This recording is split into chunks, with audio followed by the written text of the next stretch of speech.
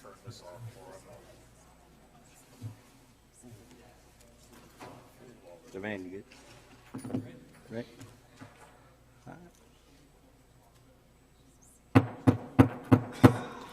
Good morning, everyone. Welcome to the Santa Rosa County Regular Commissioner meeting for Tuesday, October 26th.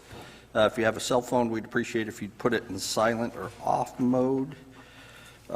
As always, we will start our meeting with prayer and then the pledge. Today we have Pastor Jeremy Holly of Emmanuel Baptist Church here to lead us in prayer, and I'll ask Commissioner Wright to lead us in the pledge. If you'd stand, please.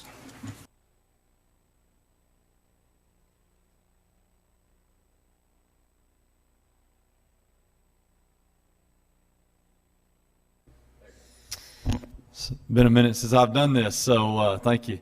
Hey, just wanted to take a moment and say if you don't have a church that you're actively involved in, would love you to come and visit us at Emmanuel Baptist Church here on Highway 90 in Pace, and there's some invite cards right over next to the sign-in sheet, and so if you don't have a church, we'd love for you to come visit us. Let me pray for us. Father, we do thank you for today. We just thank you for the breath of life that you give us. We thank you for another day that you've given us on this earth. God, we thank you for the time that we have together and to start our morning with prayer this morning. Thank you that your word teaches us that we can go boldly to the throne of grace because of what Jesus has done to give us direct access to you. And Father, we come to you this morning, lifting up this meeting to you, praying for our leaders, praying for our people, and praying for our county. God, I pray for wisdom for these leaders as they make decisions today. We know that your word teaches us to ask you when we need wisdom and to accept that we're not infinitely wise, but you are. And so I pray that as decisions are made today that we would seek you for wisdom. Your word also teaches us to do justly, and I pray that that would be the case today, that we would do what is right. The decisions that we make would be based on what's in the best interest of the people and the county, and the direction that we're going as a county as a whole. Your word teaches us to love mercy, and I pray that we would operate with mercy and grace. Your word teaches us that we are to make decisions with humility, knowing that ultimately you are God and you are in control. And so I pray that you would help us to make decisions in that way, knowing, God, that you are fully in control of the world, and you choose to use us to accomplish your will and your purposes. And so we pray that that would be the case today. We thank you for Jesus and for the hope that we can have in him. And I'll lift all of these things up and ask them in Jesus' name. Amen. Please join me in the pledge. I pledge allegiance to the flag of the United States of America and to the republic for which it stands, one nation, under God, indivisible, with liberty and justice for all. Thank you, Pastor. Thank you, Commissioner Wright. Okay, just as a reminder, we have a public hearing scheduled at 9 a.m., so whatever item we're on, we'll pause that at 9 a.m. to take care of those two issues for the public hearing at 9. First item is approval of the agenda. I'll start to my right. Or Donnie, do you have anything? You look like you. Yes, I'd like to let the board know that I'd like to add an item for the board to vote on regarding the funds that the clerk is going to return back to the board this year.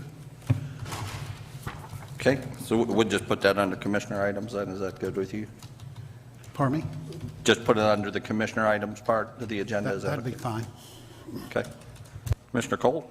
Mr. Chairman, question down the board to Commissioner Wright. Were you going to do any add-on what's going on down there in your district, or if not, I was going to throw it in right now? Yeah, we could certainly put it on there just as an update. Just, okay. I'll let you do that. Unless you've got something you'd like to No, I add just wanted to make sure we Yes, sir. updated. I didn't want to do it if you intended to, so pass the buck. Commissioner Calkins?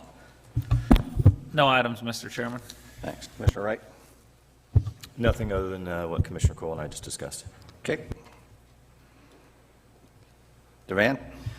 Yes, we have one add-on from our grants department.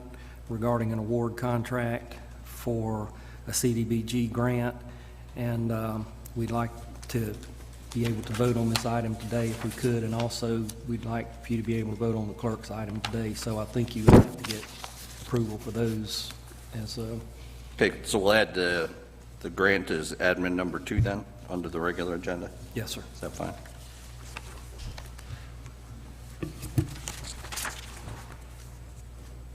Okay. County Attorney, anything? Brad? Good to go. I don't have any add-ons, so we will approve the agenda as amended.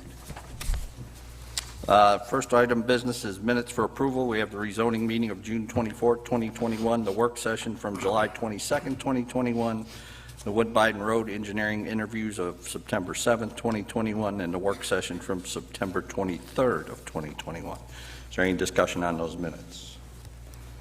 Hearing none, I'll recommend approval without objection. Hearing none, those minutes are approved. We will move to County Administrator, County Attorney items. No additional items. Okay, none? Okay. We'll go to the Commissioner items. Clerk of the Court, Spencer, excess fees. I appreciate it, Mr. Chairman. The excess funds that the Santa Rosa Clerk's Office is mainly, the refund this year is mainly due to the increase in development in the Santa Rosa County and the paperwork for these developments being filed in our recording office. The clerk's office can't spend this money. We refund this excess funds to the board each year. And over the past several years, sitting up here in the dais with our board, we continue to hear the need for infrastructure and flooding due to the rapid growth that's taken place in our county. And I'm asking the board to vote to assign these funds to infrastructure and flooding in Santa Rosa County for boots on the ground and shovels in the dirt, and not for studies on what needs to be done. I would like to assign it to be used specifically for hard work, infrastructure, and flooding. And this year, the clerk is going to refund or return to the county $1,746,009.73. And I would like the board to make a motion on my proposal to assign these funds to specifically for infrastructure and flooding. Thank you, Mr. Chairman. I'm going to look to Jane. Is these excess funds been budgeted against our past budget, or? They have not. We just learned yesterday, I believe, that we were getting approximately 1.7 million, and those funds have not been allocated to anything yet. Okay, so we could allocate them like on top of the ARPA funds, the Rescue Plan Act that we're putting towards storm sure drain and things like that. We certainly could. Okay. I'll entertain a motion, gentlemen. Mr. Chairman, Commissioner Calkins? I appreciate you, Mr. Spencer, for bringing this up. This is exactly what the citizens want, and I fully support it. I would like to make a motion of Donnie's proposal, Mr. Spencer's proposal. I do so without objection. Mr. Chairman, Commissioner Cole? I think it calls for a vote. I appreciate it, and I will second it, but I want to Okay. make sure that there's no caveats on it that it's used in a particular district or area. This is just to go into the bucket for infrastructure. That's correct. Okay. In that case, I'll second the motion. Okay. We Thank have a motion and a second to dedicate the excess fees from the clerk of the court to the tune of 1.7 million plus to solely towards infrastructure, drainage, and boots on the ground. Is there any further discussion? Hearing none, all those in favor say aye. Oh, we're going to use the, were they able to get this one in? Okay. There it is. It's popped up. Remember, hit your vote and then hit save. The only problem is I can't see the result.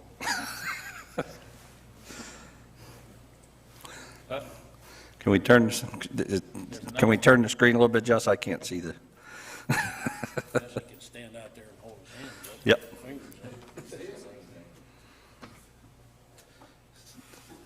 I'll give you a quick rundown, Sam. It's, we're getting 1.7 million in excess fees back from the clerk of the court, and there's a motion to dedicate those funds solely to drainage and stormwater improvements, boots on the ground, no studies, and we'll add it to the ARPA funds we're going to dedicate, but those funds were not budgeted for anything. So that was the motion, and the second, use your phone. Mr. Chairman? Yes. It's also roads, correct? Yeah. Yeah, infrastructure. Thank you. Hit your vote and then hit save.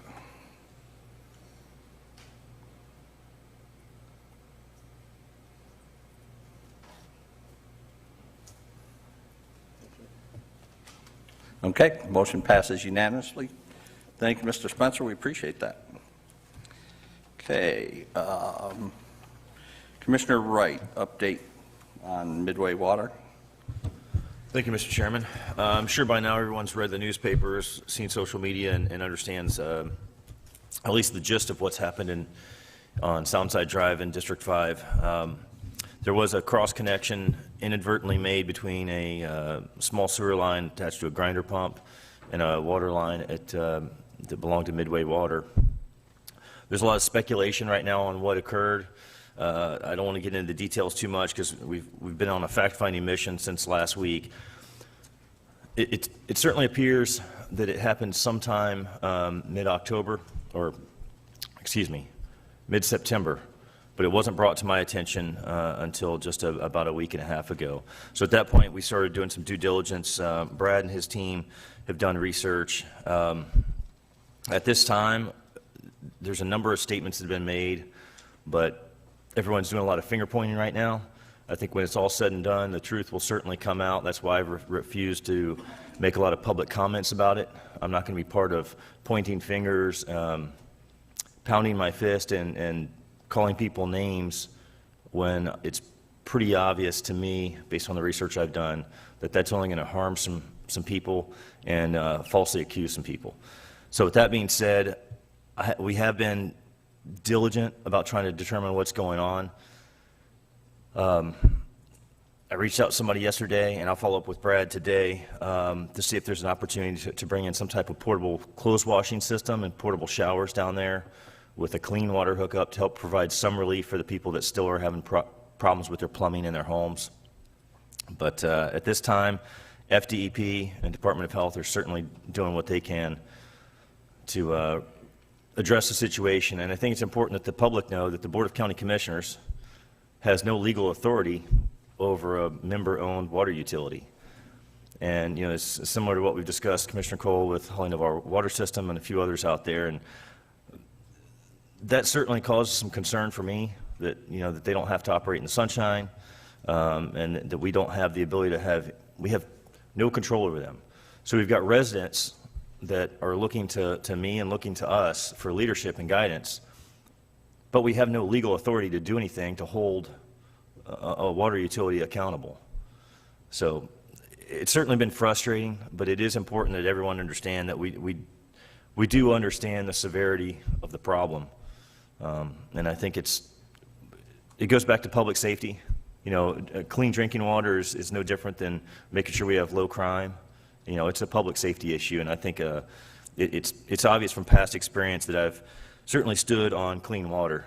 But it's a very unfortunate situation, and I have never heard of such a thing happening. And from the research I've done so far, it doesn't appear to have ever happened here. And I'd certainly entertain any comments from anybody else. Commissioner Cole. Thank you, Mr. Chairman. Commissioner Wright, thank you for that. I was kind of set back on what happened also, and it's basically unforgivable. These people are suffering. I believe you even live on Soundside Drive, so you don't? Okay.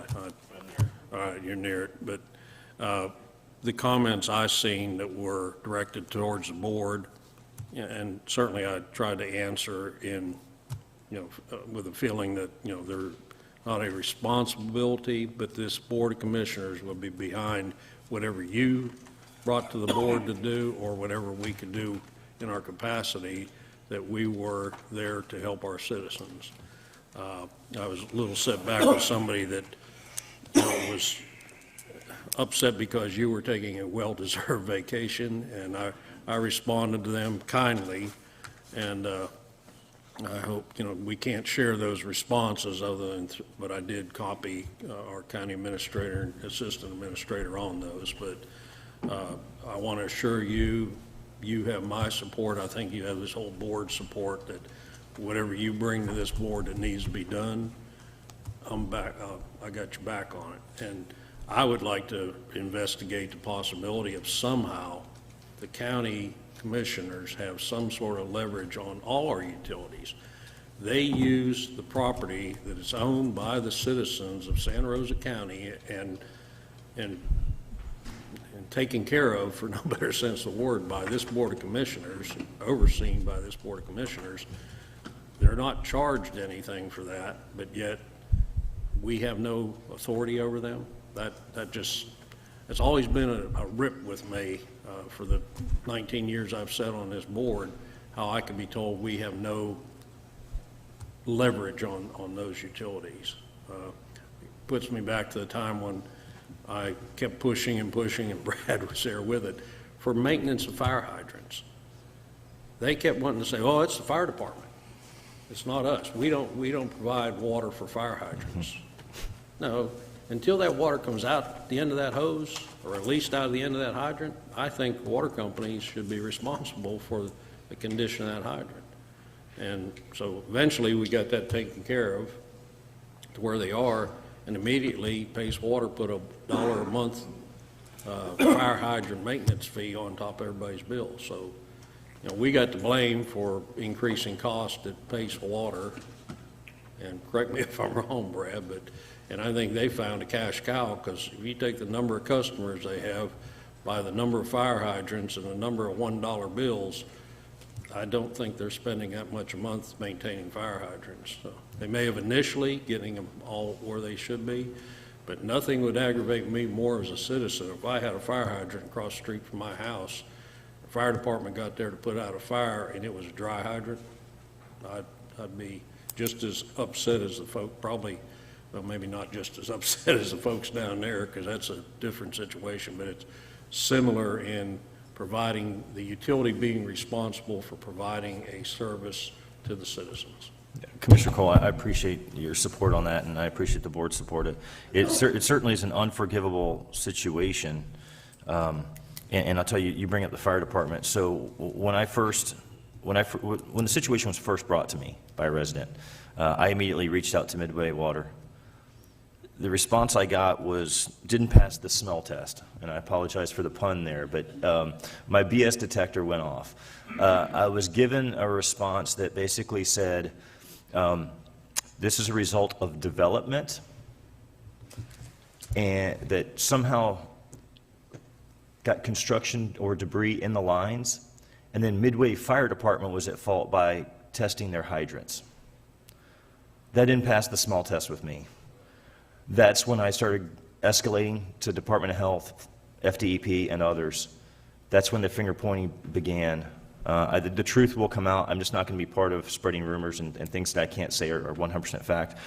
But the fact that they would immediately go after the fire department, and not to say that, I understand when they test hydrants, sometimes sediment, things are in the lines naturally. Minerals, we know we have relatively hard water. Those things can settle in the lines and they can be flushed through, and I understand that. But I just felt like that was a cheap shot at not only developers as a way to try to demonize them, and at the same time attack a fire department for doing what they're supposed to be doing to provide fire safety. So I appreciate the board's support, and just for one point of clarification, while I wish I had been on vacation, I was out of town, but I was out of town on a business trip for a trade show that I've had booked for well over a year. So I wish I had been at Disney World or on a beach somewhere, but I was quite busy. You still have a business thing. Yes, sir. Thank you. Mr. Chair. Commissioner Calkins. Thank you, Mr. Chair. What happened down there is disgusting, and we need to address it. This is some of the things, it wasn't that long ago that Commissioner Cole brought up about Fairpoint and them not obtaining records on another issue. we get blamed for something that we don't have control of, but we do try in the way of getting information to make sure this stuff doesn't happen. I appreciate you, Commissioner Wright, and your leadership on this, and you're right, it didn't pass the smell test. And what do we do about it? Well, I have a solution. I think we need to first start out with a public information request from the county. I think we should, ask Midway to provide us, Midway Water System to provide us with every bit of documentation that they can come up with. And I think it should be a board action to ask them for information. And Commissioner Wright is correct. We don't want to point fingers. We don't want to blame anybody. But we need to get all the information we can. So what I'd like to recommend today is that we do a public information request, that we as a board ask Midway Water System for every bit of documentation related to this matter. The number one thing we need to do is make sure this does not happen again. Now, we don't control them, but we're going to do the best we can so we can tell our citizens that we're doing the best we can in solving this issue. So I would like to make a motion to do a public records request for Midway Water System pertaining to this issue. Commissioner, because they're private, we can't do a Public Records Act request. You can certainly ask them to provide that information, but outside of the legal system, there's no mechanism to do so. I understand that. Well, I would motion to ask them. And if they don't provide, then that's another matter. But we start by asking. We need to get every bit of information we can, so it will help us and to determine in the best possible outcome. Commissioner Wright said it best. I mean, we have no control based on, it's a private entity. But they could at least do their part in sharing with us all the information. And if they don't share us the information, it means they got something to hide. So let's ask first. For discussion, who would be, since I know the Florida statute says that we don't have any control over public utility. I've looked up that one before. To me, that's a separate issue we would need to take up with our legislatures. But as far as this one, I agree with you, Commissioner Cox. I just don't want to get in the way of DEP or Health Department, who's the lead investigation in this. So as I said, there really wouldn't be any authority to even compel them to answer besides public pressure. I am sure that DEP and the legal authorities are going to go through those legal avenues to get that information from them. I would assume that they would. Again, the commission can ask, can you give us information, but they could easily ignore it as well. There would be no mechanism for that. If they do, we'll call them out on this board of commissioners. And I was president of a water system in the past, and when someone asked for information, we would give it to them. If they refuse, we'll go to the next step. But we, as the Board of County Commissioners, need to at least ask. So I would like to make a motion without objection to ask Midway Water System for all the information that they could provide related to this incident. Okay. Is there any discussion? Mr. Cole? Thank you, Mr. Chairman. Commissioner Calkins, I'm going to support that, providing that that's the direction that Commissioner Wright would like us to go. No, I appreciate that. I think it is important that the board make an official inquiry, give Midway Water the opportunity to step forward and give all of the facts and operate in the sunshine. If they choose not to, or present a set of facts that are different than what 811, City of Gulf Breeze, Brown Construction, what the others provide, I think that will be telling in itself. But I certainly support board action to at least make a formal request, understanding that they don't have a legal, they're not compelled legally to do so, but in the effort to do right by the citizens and in the court of public opinion, I think it would be very wise for them to be very forthcoming publicly with all of the information. Okay. And before we pass that motion, I'd just like to add, DEP is going to look at this, but ultimately it was a contractor who tapped into the wrong line. And being a construction guy, those lines are different colors, different sizes and things. So I would like to ask the attorney and our building department to look into this contractor, because if he's not doing what he's required and he's permitted to operate in this county through us, I'd like to know what our possible recourse is at that level as well, because we can't have this guy, if they're that inept, out there potentially doing this again. So I would like the staff to bring us back our options for that avenue as well. Agreed, and not to get us off topic, because I know we have a motion that we have to vote on. I do think it's important to say that, based on the research right now, no county inspectors were involved in this. There's no reason for county to go out and inspect. We only inspect at the house. So just to make sure the public doesn't understand, there was no county inspector involved in this process. There was no need for it. That would have been, if we sent somebody from the county out, it would have been totally outside of what we normally would do. Mr. Chairman. Commissioner Cole. Thank you. Before we leave it, I support you on that idea. I think, don't we have a competency board that hears different contractors if there's a number of complaints? Brad, somebody help me with that. I thought we did. And I would say, I've been involved somewhat with this, and we coordinated with DEP and DOH and the two water and sewer purveyors down there. This is an older subdivision, and from what I'm being told is potentially the color-coded pipes may not have been around then. So I would like to, before we say that whatever, Sure. make sure that we gather the facts. I know there are several different pipes color-coded. They have some that are striped, but if this was truly an older subdivision, it could have been just regular old white pipe due to the time that Midway Water installed that. So I'd like to gather all the facts and coordinate with DEP before we, talk about a contractor, et cetera. So, and we are engaged with them and get fairly regular updates, so. And FDEP is the regulatory agency for this, so they will be handling any action that comes from it. Okay. I feel like it's good discussion this morning, though, to let our citizens know that, we're not just sitting back, not taking this to heart. So, thank you. So we have the motion to request any and all information pertaining to the incident down at Midway Water. You have your voting buttons, if you'd register your votes.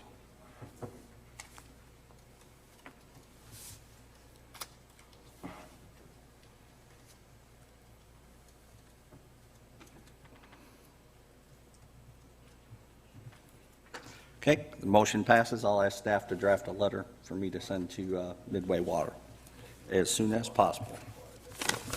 Thank you, gentlemen. Appreciate your support on that. Thanks, Commissioner Wright. Let us know what else we can do. We are at 9 a.m., so I will suspend the regular meeting. I will open the public hearing. First order on the public hearing, item number 1, right-of-way vacation, Florida Town Block 12, as requested by Colin Edmonston.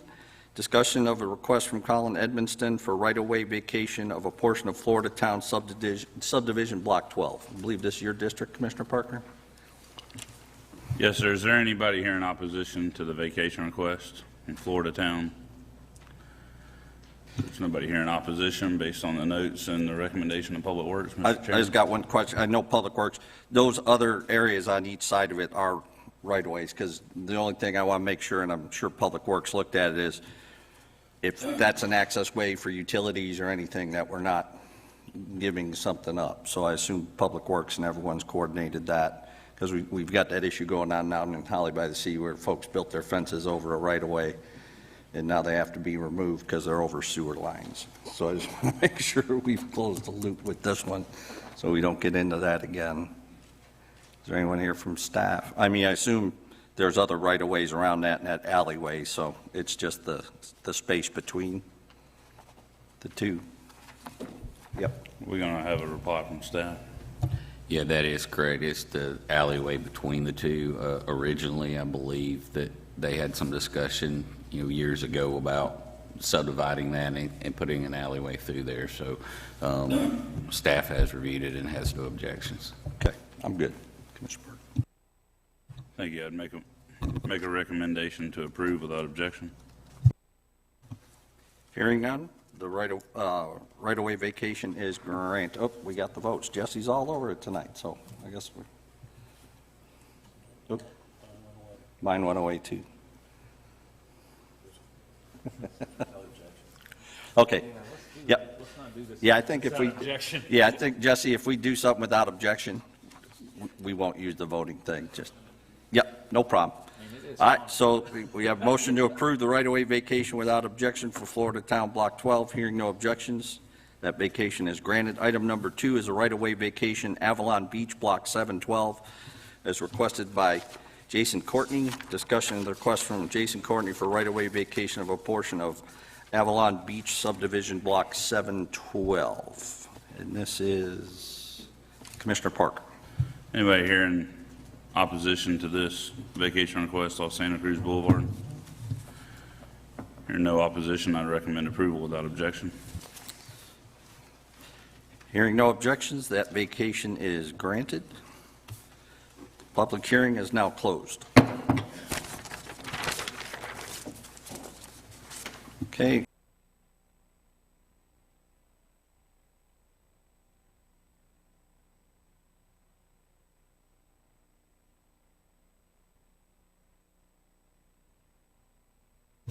Sorry, I hadn't hit it. And just a reminder, we do have a 4-minute limit on public forums. So first on the list is Mr. Brian Vole. Yeah. Is Mr. Vole here? Okay. Next we have Brian Dunn. Morning, sir. Morning. If you just state your name, where you live for the record. Yeah, good morning, Brian Dunn, Pace, Florida. I came and spoke to this board back in May, where I brought up an issue that we've been dealing with since 2019, in which the county of Santa Rosa permitted a development of a subdivision utilizing an exception to the Land Development Code, which is now taken away, the family homestead parent parcel. As a result of the county allowing this developer to develop a subdivision under that exception to the Land Development Code, we have 4 county-maintained stormwater ditches draining directly onto our property. I've been working with FDEP because of the sediment that has gone into 7 Mile Creek. I've been working with Northwest Florida Stormwater Management because of the lack of permitting when the subdivision was built. Since then, I've had a meeting with Commissioner Calkins, and I thank you for that, sir. Amy Tootle, the former Public Works Director, Greg Stewart, the former attorney, and the former county commissioner back in July.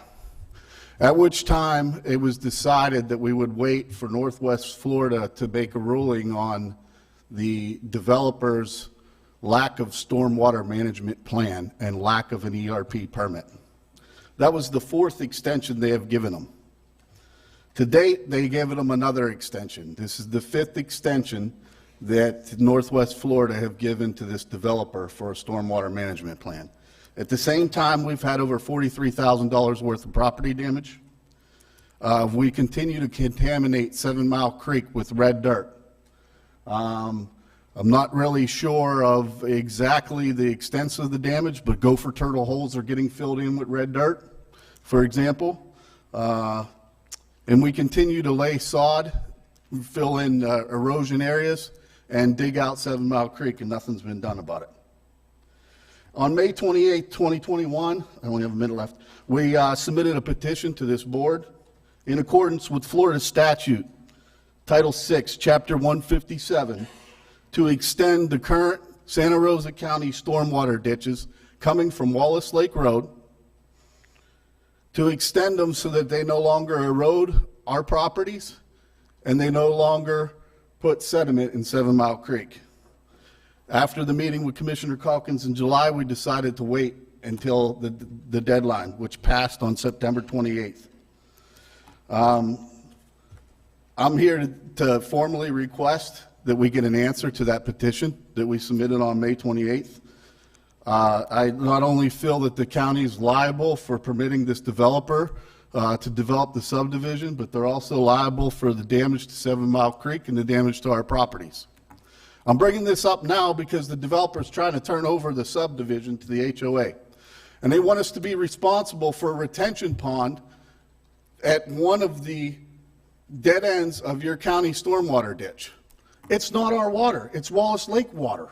It's a county-maintained stormwater ditch that collects county road water and directs it into a retention pond. The retention pond was built without a permit, and they want us to be financially responsible for that retention pond. I refuse to. It's not our water. It wasn't permitted. And that's pretty much all I have to say. Oh, I have one other thing to say, but I'd like to hear comments first. Commissioner Oh, wait, Calkins. Commissioner Cole spoke. Thank you. Commissioner Cole. I understand your frustration with this. I will support what Commissioner Calkins decides to do. I just recently heard about the next extension that was granted. My thoughts are this board needs to fire a letter off to water management and say, why do you continue getting extensions? The gentleman in question's been a bad player for a long time and taking advantage of the county, taking advantage of some of our processes and our land development code. And I just want Commissioner Calkins to know, however heavy you want to come down on this, I'd be glad to support you. I appreciate it, Commissioner Cole. That's exactly what I was wanting to ask the board is if we could get a letter out to them. And the strong, I mean, he's been waiting how many times? 5 extensions? I mean, that's ridiculous. So I would like to ask the attorney to draft up a letter and get this gentleman taken care of. And so I would like to make that motion. I do so without objection. Commissioner Park. I'll let the motion pass, and then I would like to request staff something in line to what he mentioned. Mr. Chairman. Commissioner Cole. We all just recently had meetings one-on-one with Northwest Florida Water Management. I expressed to them, that's the first time in 19 years I've sat on this board that anybody from water management has come knocking at our door. So we all have those business cards.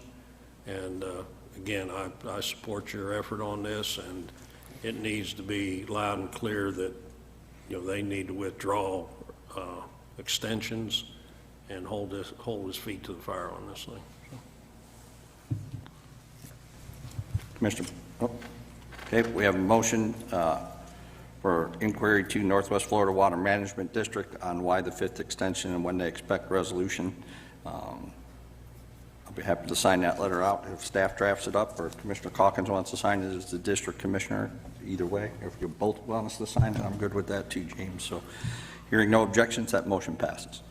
And we'll make sure we get it on an agenda under Commissioner Calkins' items for an update when we hear back, Mr. Dunn. Okay, so are you going to wait for that until you address our petition to have the stormwater ditches extended? I'm not familiar with that one, so Okay. Basically, I'm for extending those stormwater ditches, but as far as I know from what I was told, is we can't because they're in the way. Is that correct? There are some concerns about us engaging prior to the ruling from DEP. But I fully support, extending that ditch. And so, but see, we're waiting on that aspect of it. So I'm appreciate the board supporting getting that taken care of. I mean, heck, I wouldn't wait on, I'd be for it now. I just don't want to cause some legal And I am meeting myself, James, and Amy on Friday, talking about the transition, and this is one of the projects that we'll discuss on Friday as well. So Yeah, you are top priority, just so you know, and we are working on this, so. I'm not worried about, I just want to be on the list because we've been waiting since 2019 for any resolution. I understand and appreciate you coming up. And last comment, I know I exceeded my timeline, but I do not want this board to forget about the family homestead. I mean, it's a primary example of a few bad apples ruining something for good, honest, hardworking citizens. I did the research. When this board created that family homestead, it was for people to gift property to their children. Because of a couple crooked developers, you guys took it away in the new land development code. And I think that's shameful, very shameful. Did we? I thought we did not take that away. Mr. Chairman. As far as I know, because I agree with you 100%. I know on that issue, I remember bringing up a point about that we shouldn't let a bad actor hurt it for everybody else. I remember making that point a while back, and I think we made a compromise back then, but I don't remember. But Sean is. Mr. Park, you want to go first? This was the item I was going to speak on, and I'd probably even save Sean the trip. That was removed on the current land development code. It was actually the part I was going to bring up to staff after the motion resolved was, I think I mentioned it before, but this is a good reminder if either Brad or Devan could take note now that as soon as Judge Danheiser starts with the county next month, if we could go ahead and ask him to start exploring this issue. It's been brought up by several residents in the Pace and Chumuckla area that have wanted to take an opportunity with that. I will let you know, myself and Sean discussed that even with our previous attorney. I'm not talking about the interim, but our full-time previous attorney about a year ago, and I think there was concerns at that time about, well, you kind of got to do it for everybody. I agree with you 100%. Even with the concept, as Commissioner Cole mentioned, the Board of Adjustments with contractors, we can blacklist contractors. If they're not doing right, we can. So to me, I think, Mr. Danheiser, if there's anybody that could figure out a way to explore the question of if this board had the appetite to put the family homestead exemption back into the code, but be able to blacklist certain developers that have clearly, and again, we're not naming him, but everybody in this building that's aware of the situation knows who he's talking about, has clearly abused this with over 40 relatives, supposedly, that he has to subdivide parcels that have, and this hasn't been the only issue. This subdivision has not been. We've also had multiple code enforcement issues with the same individual. If we could blacklist a certain individual but still allow, I think I had a lady from Commissioner Calkins' district say, hey, look, I got 20 acres and I just want to give my kid an acre, but that went away. It went away because of bad actors. It went away because of stormwater concerns that were happening from the abuse of it. But that was just my request to Brad and Devan. If there's the appetite of at least 3 commissioners that say they would like Mr. Danheiser to investigate that and bring us back a brief on it after he comes on, I think that would be good. And I really just wanted to get that before I forgot. And I appreciate you bringing that up because that is a whole separate issue, but I agree with you. Thanks, Commissioner Parker. But, I don't necessarily agree with the blacklist. Listen, there was only, I went back 10 years. There was only an average of 18 to 20 family homestead applications every year. Why can't this board vote on them? I guarantee you that if there's something going on like happened to us, somebody will come here to this commissioner meeting and say, don't approve that. This is why. This guy's a developer. He's scamming the system. I mean, it's that simple. Yeah, I'll say I'm not in favor of that because just like you said, you wanted to not let the bad apple ruin the bunch. I wouldn't want to slow down or encumber with more bureaucracy for the good, honest folks. We know we have one person that has clearly abused this. It's the only one I'm aware of. I think there's a second one that borderlines it, maybe of a different persuasion. I think I got with Sean who we were talking about. Sometimes on behalf of this particular person, but I don't want to encumber it for the good, honest folks. If we're going to say, hey, there's a bad actor, if the judge says there's a way we can figure that out, I think this board could then vote on that to say we're not going to allow that person. But God knows we sure don't need more bureaucracy for the good folks. Mr. Chairman, sir, before you leave, Good. You got me puzzled about this request to your HOA to take a holding pond. I mean, is that something your HOA's been asked to vote on, or? Yeah, how and, they trying to you know, push that? Northwest Florida Stormwater Management asked for the covenants in the HOA agreement in this because it is not only my concern, but the other 19 residents in that side of the subdivision's concern that we're going to be liable for that retention pond that doesn't hold our water. So they are working on it, but the developer is getting closer to turning it over. The developer has family members that are in there that will be in support of taking it over regardless. So the deck's kind of getting stacked against us with regards to that legally on that retention pond. So that's my big concern. It was built without a permit, and we're just not comfortable with assuming the responsibilities of that retention pond when, number one, it doesn't hold our water. Number two, it was built without a permit.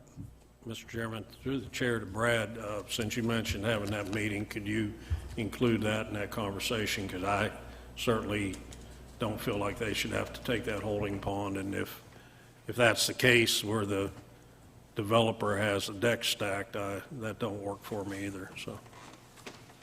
Thank you. Thank you, Mr. Dunn. Okay. Pastor Holly prayed for us. Mr. Lewis, you're here for an agenda item? John?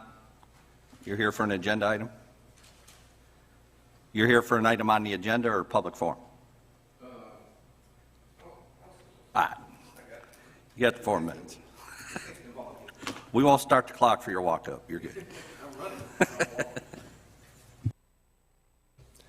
Well, what I was really going to give you, oh yeah, I thought you'd know me by now. John Lewis, 1492 Arkansas Street, Navarro Beach.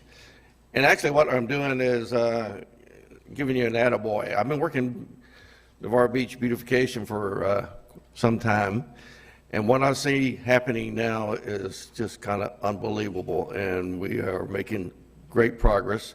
It's a county thing because what we do there also supports the county. The TDC with Julie is just fantastic working with her, the whole TDC. And the things we're starting now is to move west with our irrigation. And some of you guys up on the board know what that problem has been, trying to beautify from, say, where the fishing pier is all the way to the west end. What we're doing now is asking for your continued support on that because we've got phased approach. We're going to make it, and I think you'll see an enormous improvement over beautification on Navarro Beach when that happens. So basically that's it. Thank you very much. Awesome. Thanks, Mr. Lewis. Yeah, he's referring to an agenda item that I'm bringing from the TDC on our grant process. So appreciate you coming up. Appreciate everything y'all do out there.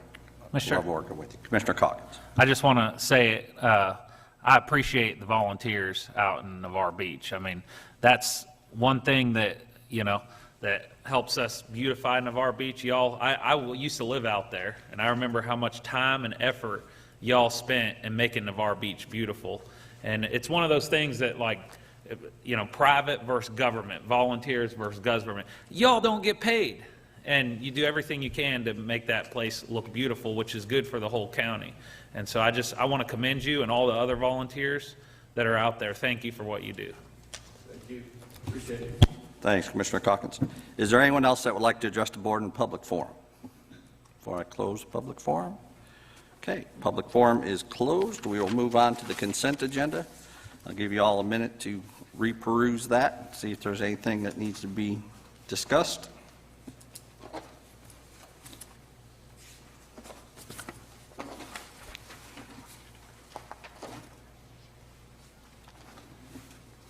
Any discussion on consent agenda? Commissioner Wright? Mr. Chairman, I would like to reserve time at the end of the meeting to discuss commissioner appointees and just a process, but I have no intention of standing in the way of this or this individual. I just want some clarification from staff on how we do things. Okay, that's fine. At the end of our agenda. Yep. But I would support approving the consent agenda as presented. Okay. Hearing no discussion, no comments from the public, I would move approval of the consent agenda without objection. Hearing none, the consent agenda passes. We'll move on to the regular agenda. First up, we have Economic and Tourist Development Committee, Commissioner Cole. Thank you, Mr. Chairman. Item number 1 is discussion and approval of the Santa Rosa County Tourist Development Tax Capital Funding Project Infrastructure Grant in the amount of $100,000 for the fiscal year 2021 to 2022 cycle, coordinated by the Tourist Development Office. You have the backup in your... Yep, and I'd just like to, if I can, Commissioner Cole, address the board. We had $100,000 set aside for capital improvement grants with the TDC this year. We had 4 applicants, one of which was us, the county. I didn't think it right that we should compete against some local agencies out there. So what I proposed to the TDC, and you'll see it in the next agenda item, is that we split that grant between those 3 organizations equally, and that we take the Golf Boulevard first phase of beautification out of our TDC reserves, which Julie assures me we have plenty of reserves based on the year. That way we get to spread that full amount to those local organizations that were seeking our help. So that's kind of why you're seeing it in 2 places. Thank you, Mr. Chairman, and I appreciate that. And I believe part of that third is intended to go to the Railroad Museum. Yes, sir. And I thank you for that. I've been a long time railroad buff and toy train collector, and wondered for years why we took this jewel and didn't work with it. So I appreciate Julie and standing up a secondary information center there, the emphasis that's going into that now, because with that corridor from historic Baghdad to the Jones House, which is going to evolve to the Keep Santa Rosa Beautiful and the Butterfly House, to our Railroad Museum, to our downtown historic Milton, it's a whole corridor right there, and looking forward to working with this board and to get that sidewalk out to the Baghdad Millside Park, a bridge over Pond Creek, a lot of exciting things going on in that historic portion of our community. So, thank you, Mr. Chairman. Mr. Chair. Go ahead, Mr. Calkins. Thank you. I appreciate these 3 items. I have concern about one of them. The one is deck restoration and stage expansion. $33,000 of taxpayer money going to a private business that operates on county land. They make millions and millions of dollars, and I'm okay with, and then plus they compete with other restaurants out there. I've had people concerned about it, and I just think that I'd be all right with taking that 33 and adding it to the Railroad Museum and give them give them 66. That's just was my thoughts after going over this, because that Railroad Museum is so important. It's an attraction, and it's not a private type business. So I just want to throw that out there at the board and see if it sticks. And if there's any comment. Yeah, we discussed that, Commissioner Calkins, and actually Juana's is owned by the county, so anything built there is county property. It's much like the pier. We spent $1.5 million to redo the pier, and we have a pier operator that operates that pier. So that's what the TDC looked at. I think the total price of the project is over $250,000. So Juana's was looking for just any kind of help we could give them towards that. They do pay 5% of their gross revenues to the county. So I think the TDC looked at it as it's county owned. We own that property. We own that building. Whatever investment we make sticks with the county, whether Juana's is there or not, unlike we don't own the Railroad Museum, correct? Just as a point of clarification. So that's what the TDC was looking at. Julie, do you want to add anything else to that, or did I cover it? Thank you. So I think when we advertised this grant in the newspaper and publicly, it was the way it was advertised was for any nonprofit or any city, municipality, the county, whomever, to apply for. It wasn't for private businesses. this grant was not designed for private businesses. But I think the reason Juana's fell into the category where it could is because it is county-owned land. So that's how it even got in the mix, because it's not for just private businesses. It's not that way. So I don't understand that. This is simply a recommendation from the board, or from the TDC board to the Board of County Commissioners.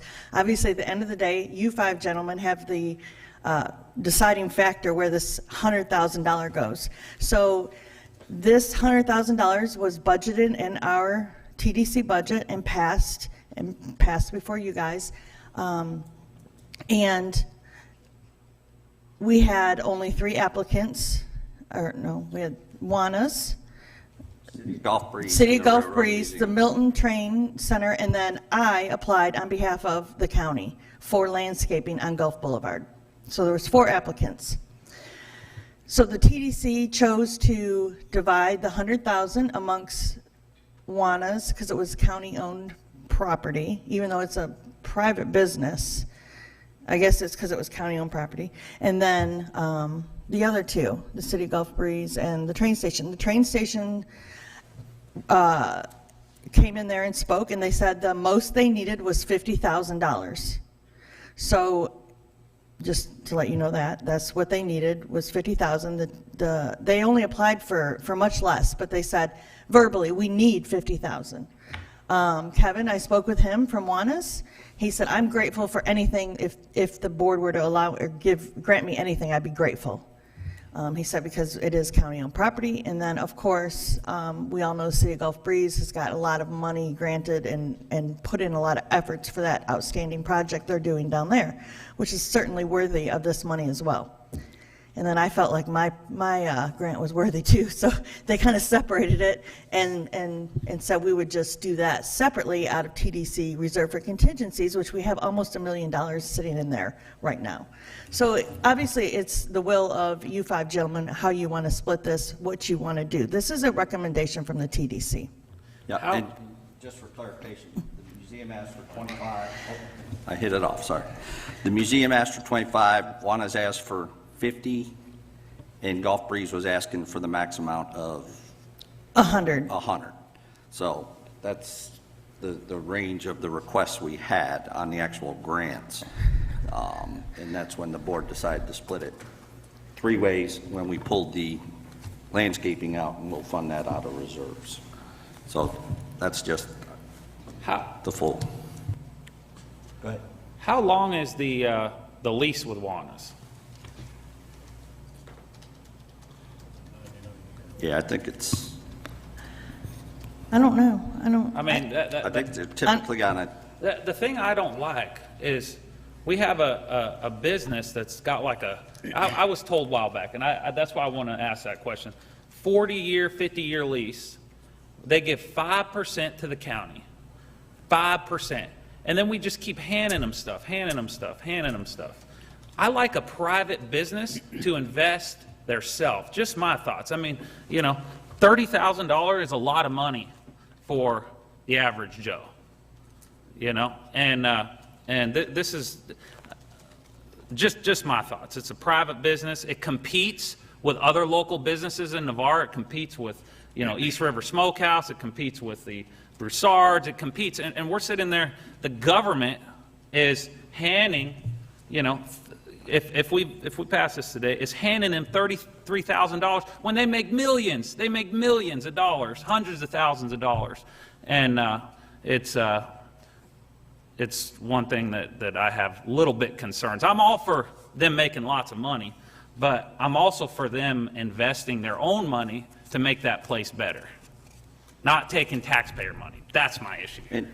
And Commissioner Calkins, in defense, they just completely renovated the kitchen, the restrooms, the pier deck, the boat dock, the deck outside, all on their dime. And you know, I could get the financials for that, but it was a substantial renovation to the facility, and they did not request anything from the county. So to say they haven't invested, that's all I just want to point out, is they have invested substantial in the facilities themselves.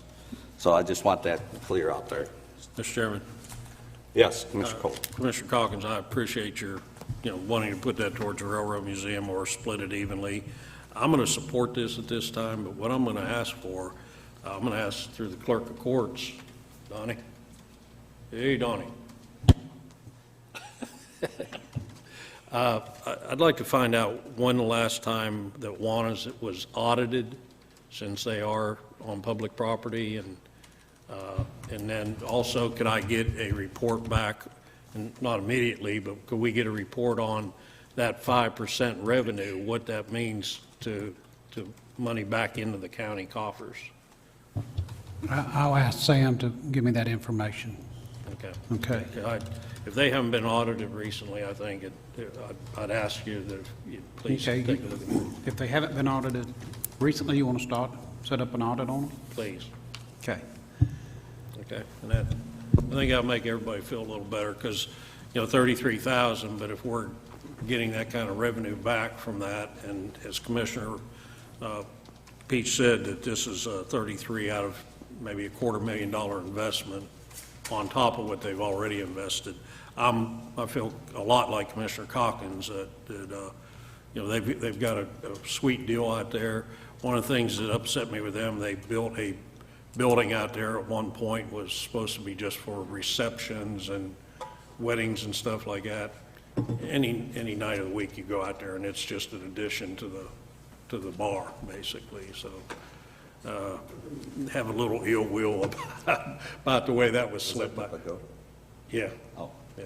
That was way back. That was way back, but it was slipped by us on, well, this is going to be for receptions and weddings and such as that. And it's irrelevant at this point, I guess, but if we have those numbers, I feel a little better about this 33. I'm going to support it at this time. Thank you. Mr. Cox?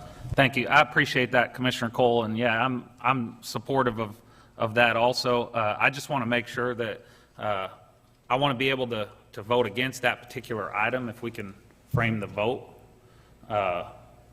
somehow to where I don't want my name on this particular item, if that's all right, the way the vote goes. If we can vote on them individually, that's all right. I think we vote on the proposal before us, or a motion made by a commissioner to divvy up that 100,000 between those organizations.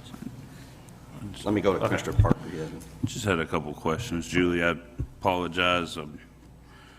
For clarification, is this the first year that we've done the infrastructure grant? It is. It wasn't designed to be the first year, but because of COVID, it was designed to start last fiscal year. And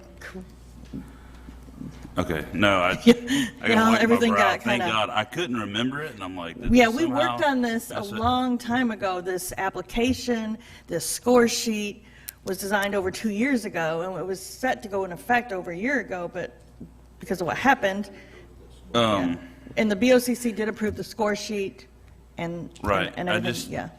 Here's my thing. I know we've done, since before I've been on the board, we've done grant money to help these folks advertise, obviously through the bed tax statute, to help bring more people in, and we've done things for activities.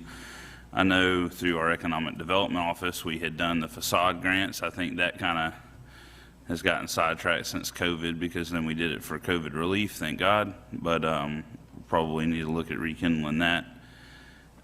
Here's my thing. I'm not jumping on a bash Juana's train. I know I've heard things in the past that honestly I can't answer. We've got a board, there's a fire department here. I'd heard one time maybe they didn't pay fire taxes on that because it was county. I don't know I don't know how long the lease renewal is.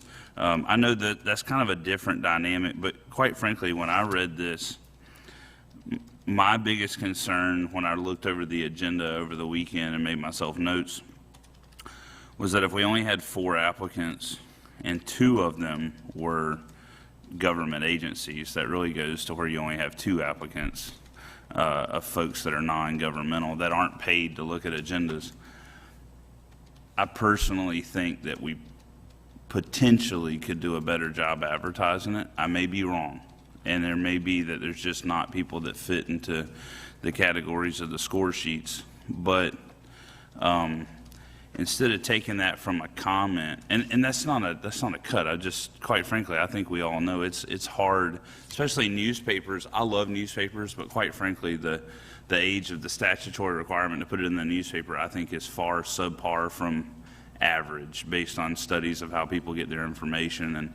And that's not I'm not directing that towards you. My comments are, after hearing one commissioner broach an issue with it, and me having that question, and your comment, which I think it's nice, it's refreshing that you remind this board, hey, this was a recommendation from the TDC. This board is not obligated in any way whatsoever to fund these in any shape or form, whether that be whole, partial. We're not obligated to say, hey, we can't go back out and reopen this and invigorate and try to advertise it better. Those are some thoughts. Here's the thing. I don't think we're even rushed into a vote on it today. Look, I love the idea of giving it to the train museum today, because quite frankly, that's run by volunteers and with the help of some staff. But I think it's volunteer driven, especially when you talk about, basically it's older guys that have the knowledge of the Railroad Museum. It can be an amenity. I just come back, from a 7-day trip, and we went all through little towns, and you never know what kind of folks are going to look that up and stop in your town and spend money. Quite frankly, the other ones, it wouldn't hurt my feelings if we said, hey, we want to open this back up for an application cycle. I appreciate you saying we're not obligated to that. I may not have mentioned that if it wouldn't have been for one commissioner saying he had an issue, but those are my thoughts on it. And last question, just for clarification. I feel like I know the answer, maybe I don't. But so that we're abundantly clear, because we've talked about it many times, but I will ask the attorney so that I'm not asking anybody to speak on her behalf, because we're calling this an infrastructure grant, and we know sometimes that words do matter as far as perception. The TDC dollars in Santa Rosa County legally are not allowed to be used to infrastructure such as improving the roadway out there, right? This is, the terminology I think could be misleading to maybe one person that reads it, and I just want to clarify, this money legally could not be used to hard infrastructure like we think about with roads or stormwater. Is that correct? I'd have to look at that specifically, but my understanding is that this money was already allocated for this particular grant with the TDC. So this money would not be able to, without an application from the county, to be used for general infrastructure. Does that answer your question? Yeah, I mean, we've always heard, and I'm sorry, because I couldn't imagine trying the questions come out of this board and expecting you to always have an answer immediately. We've just always heard that, hey, we can't use bed tax dollars to build a roundabout or to put in red lights. And I'm just saying that because of the name of the grant. And those are my thoughts. I'll leave it there. I would support, even if, I think based on that, I don't really, hey, we're all grown men now, and I guess it's kind of neat because we got a button, and so we don't even have to, I don't have to get subjugated to being the first person on a roll call. I'm going to vote against the item regardless of how y'all frame it. With the context, here's my explanation. I kind of think it would be worth a broach of, hey, could we go back out for this? Could we do a better job of advertising? I mean, and all jokes aside, is there anybody in the audience can raise their hand and say, like, hey, I was fully aware of this? No, we've got a lot going on, and as you said, COVID happening. I would just love that. I agree with him as far as, that I'm not opposed to it going to private businesses. I think in a lot of ways, I love the idea of giving tax dollars to private businesses. That's what we do on grants all the time. As far as these bed tax grants, I mean, my God, it's their money. It's the taxpayers' money. But there's some questions on the advantages of being a county-owned facility that I'd hate to vote today, and there's been questions asked that nobody's able to give answers to. Mr. Chairman. Commissioner Coleman. I'm sorry, you guys had your lights on first. Oh, was you guys up? Okay.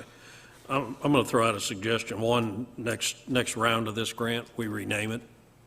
Don't call it infrastructure. That gets rid of that whole mystique, I believe, about, well, why are you painting a building instead of putting asphalt on the ground? So let's just come up with a new name for it in the next round.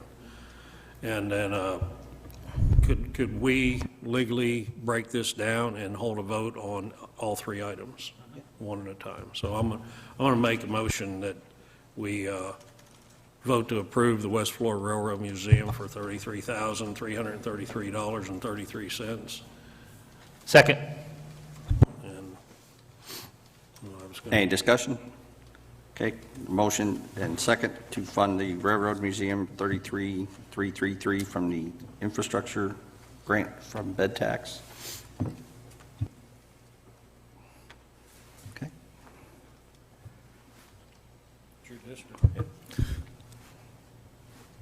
We're waiting for the,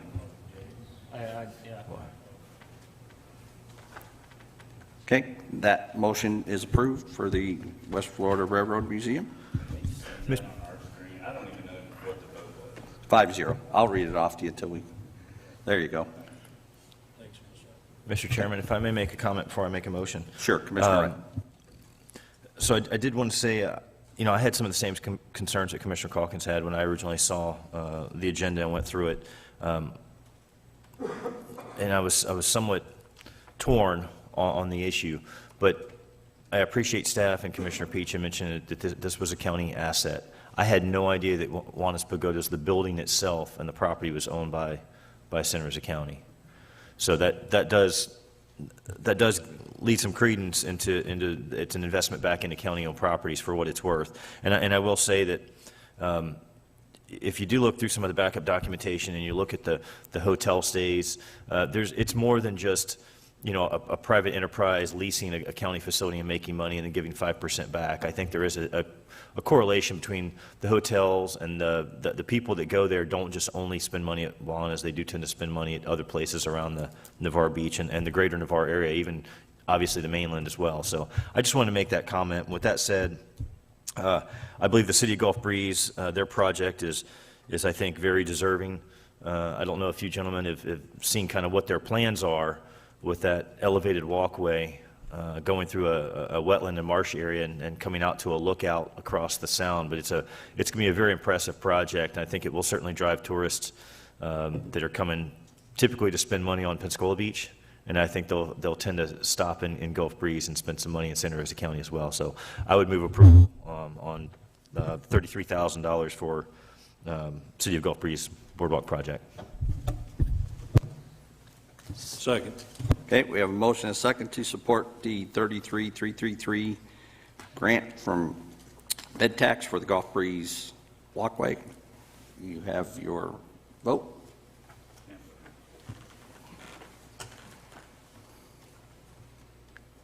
That motion passes unanimously.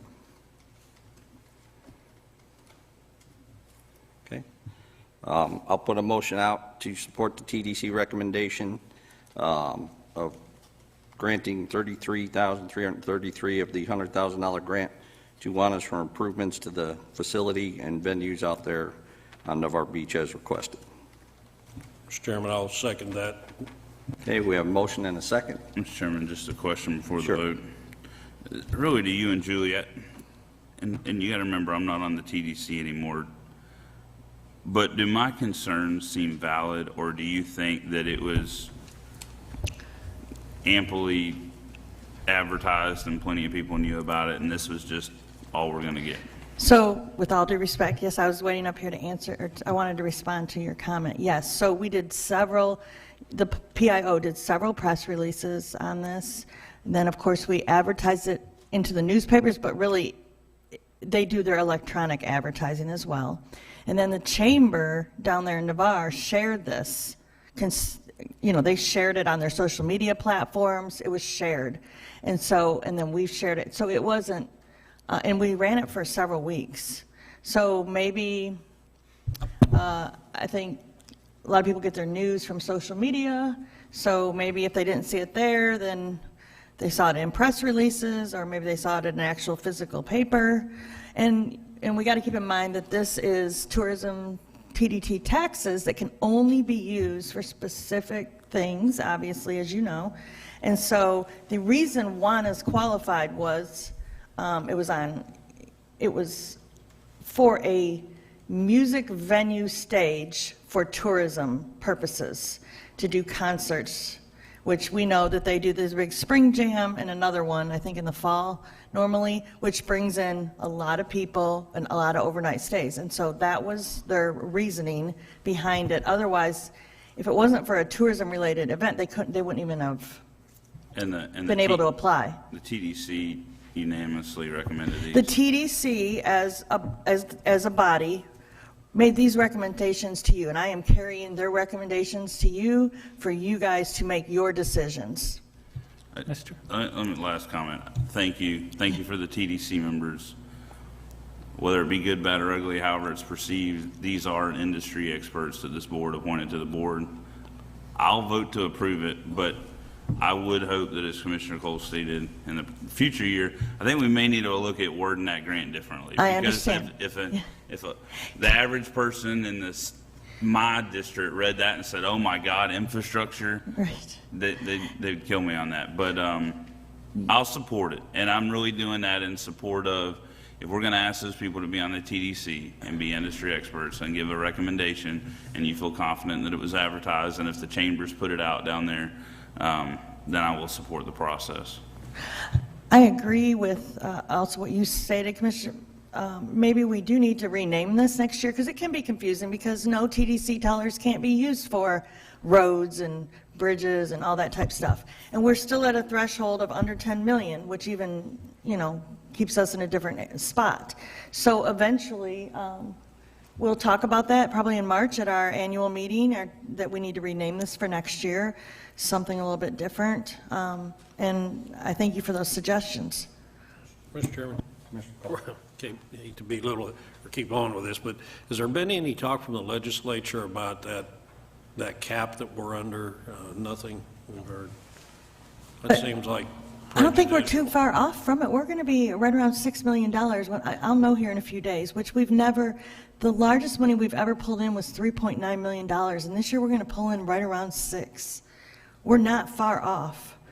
And with this new Splash RV resort opening, and another one maybe opening over there at Garcon, and then maybe some new hotels in the south end too, possibly, it's not going to surprise me. We're not at 100% capacity yet, even, when we're pulling in right under 6 million. So it's not, I don't think we're far off. We've picked up a lot of steam in the last 24 months, more than we picked up the 5 years prior to that I was here. So we're doing things differently. We're, and I'm not trying to go into an educational session, but while we're here, we are advertising now to a much higher income per household. Where we used to, when I arrived, we were advertising to $75,000 and up household income, like 75 to 85 or something. And then we moved up to 100,000. We've moved up now to a minimum of $125,000 household income we're advertising to. We've switched like the demographics. Maybe we're going after people who are into food, wine, yoga, exercise, environmentally conscious people. We're really targeting a certain demographic of people that allows the bed tax collectors to, the average daily rate of hotel room stays has went way up the last 3 years. When I first started working for this county, the ADR from where it was there to now is completely different. It's a whole new atmosphere, and this branding platform that we've created and delivered upon over the last few years has really changed the game for Navarre Beach. It is not what it used to be at all. We've changed where we're advertising to. We're pulling out of some markets. Like right now, I told our ad agency, I feel strongly that we are pulling out of New Orleans, we're pulling out of here, we're moving to Lexington, we're doing this. I need to do this because I watch what's going on in our counties neighboring us, and I see where we need to be going as a destination, because we all know that we don't want to be any other county. We want to be Santa Rosa County. We're unique to ourselves. We want to keep it that way. But as we're growing this county, it's important to remember who we're environmentally conscious. We have Sea Turtle Conservation Center out there. We have the Marine Science Station. We have these great businesses out there. So we want to continue on that clean path of environmentally conscious. We have those birds, we promote all this. And then like this, John was up here earlier, I know. So going into the next item you're going to vote on, that's part of this issue. We're advertising our destination all over the southeast as this prime da-da-da, and then they get here and there's no landscaping. It looks, for lack of better words, it looks poor to me. And so I feel like we need to take some pride in our destination. TDT taxes are available to use for that, and I think it would be certainly a good investment. But anyways, is there any more questions? Yeah. I do want to follow up. I thought I heard in the news a while back, but I haven't followed it. Did Escambia County raise their bed tax? Because don't we have one more penny that we could go up? Did they raise theirs recently? I don't know. I can't answer that right now because I don't know, Commissioner. Okay, it may be something to look at in the future. And the only reason I say that is I know, as you mentioned, broaching the new level, I don't know if we were that extra. Don't we have one more penny we could go up, or percent or whatever?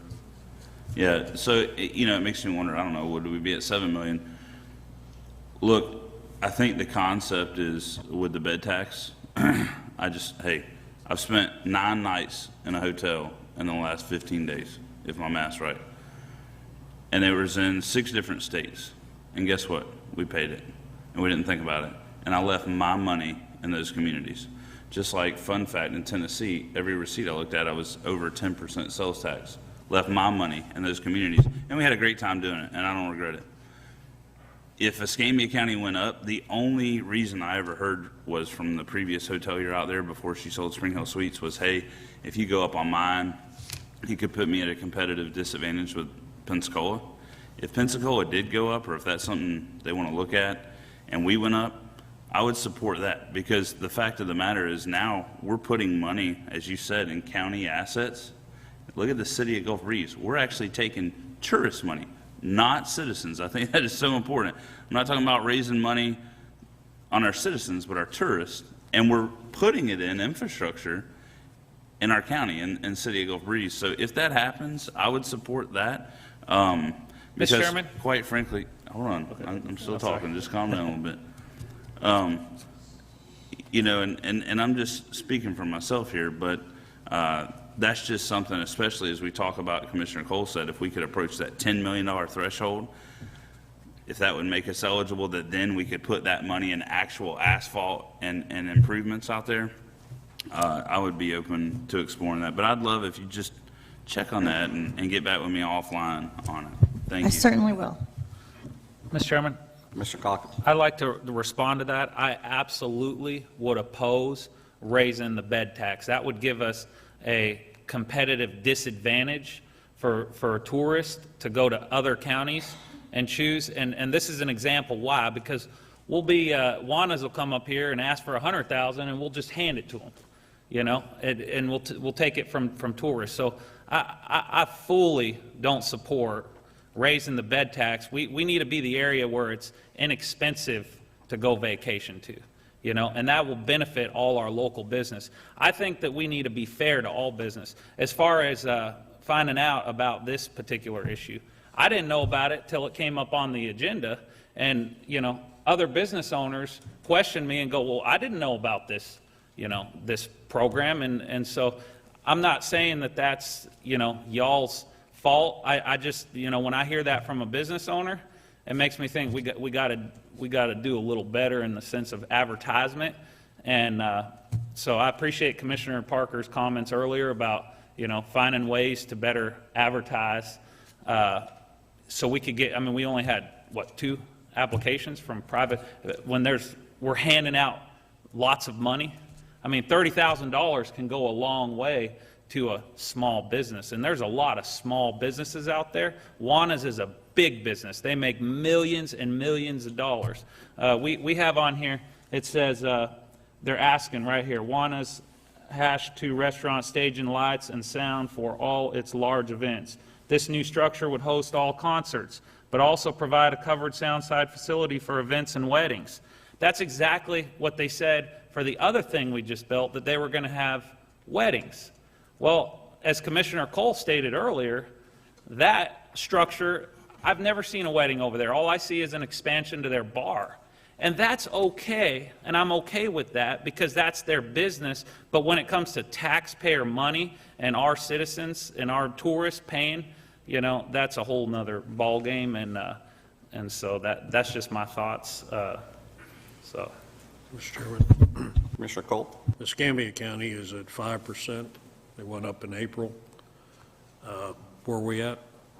We're at 5, so we're equal to them. So I agree, we shouldn't be higher, but we should certainly be equivalent to them. And Yeah, I just said if they went up. yeah, they did go up, but they come up to where we're at. So, okay, thank you. Okay, we have a motion and a second. Is there any other discussion? I just want to say one more thing quickly. I just want to thank Julie for everything you do. I want to thank the TDC, and I appreciate everybody. Thank you. All right, you have your ballots in front of you.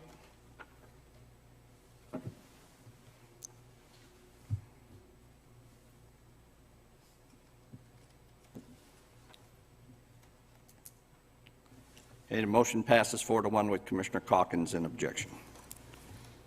Okay, I'm going to cover this last one, or ask Commissioner Cole to cover this last one, then I skipped the presentation on the redistricting, so we'll go back to that. So. Okay.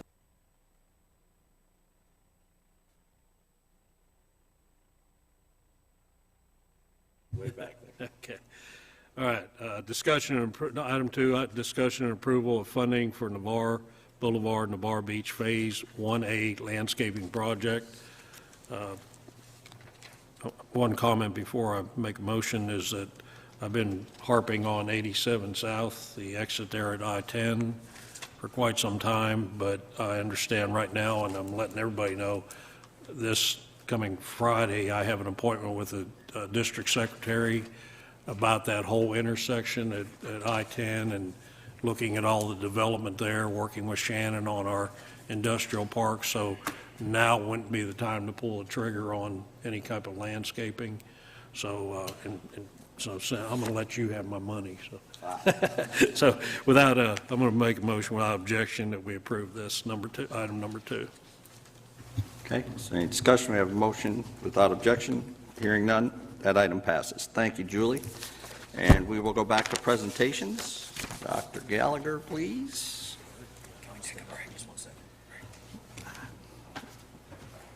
We'll knock this one out.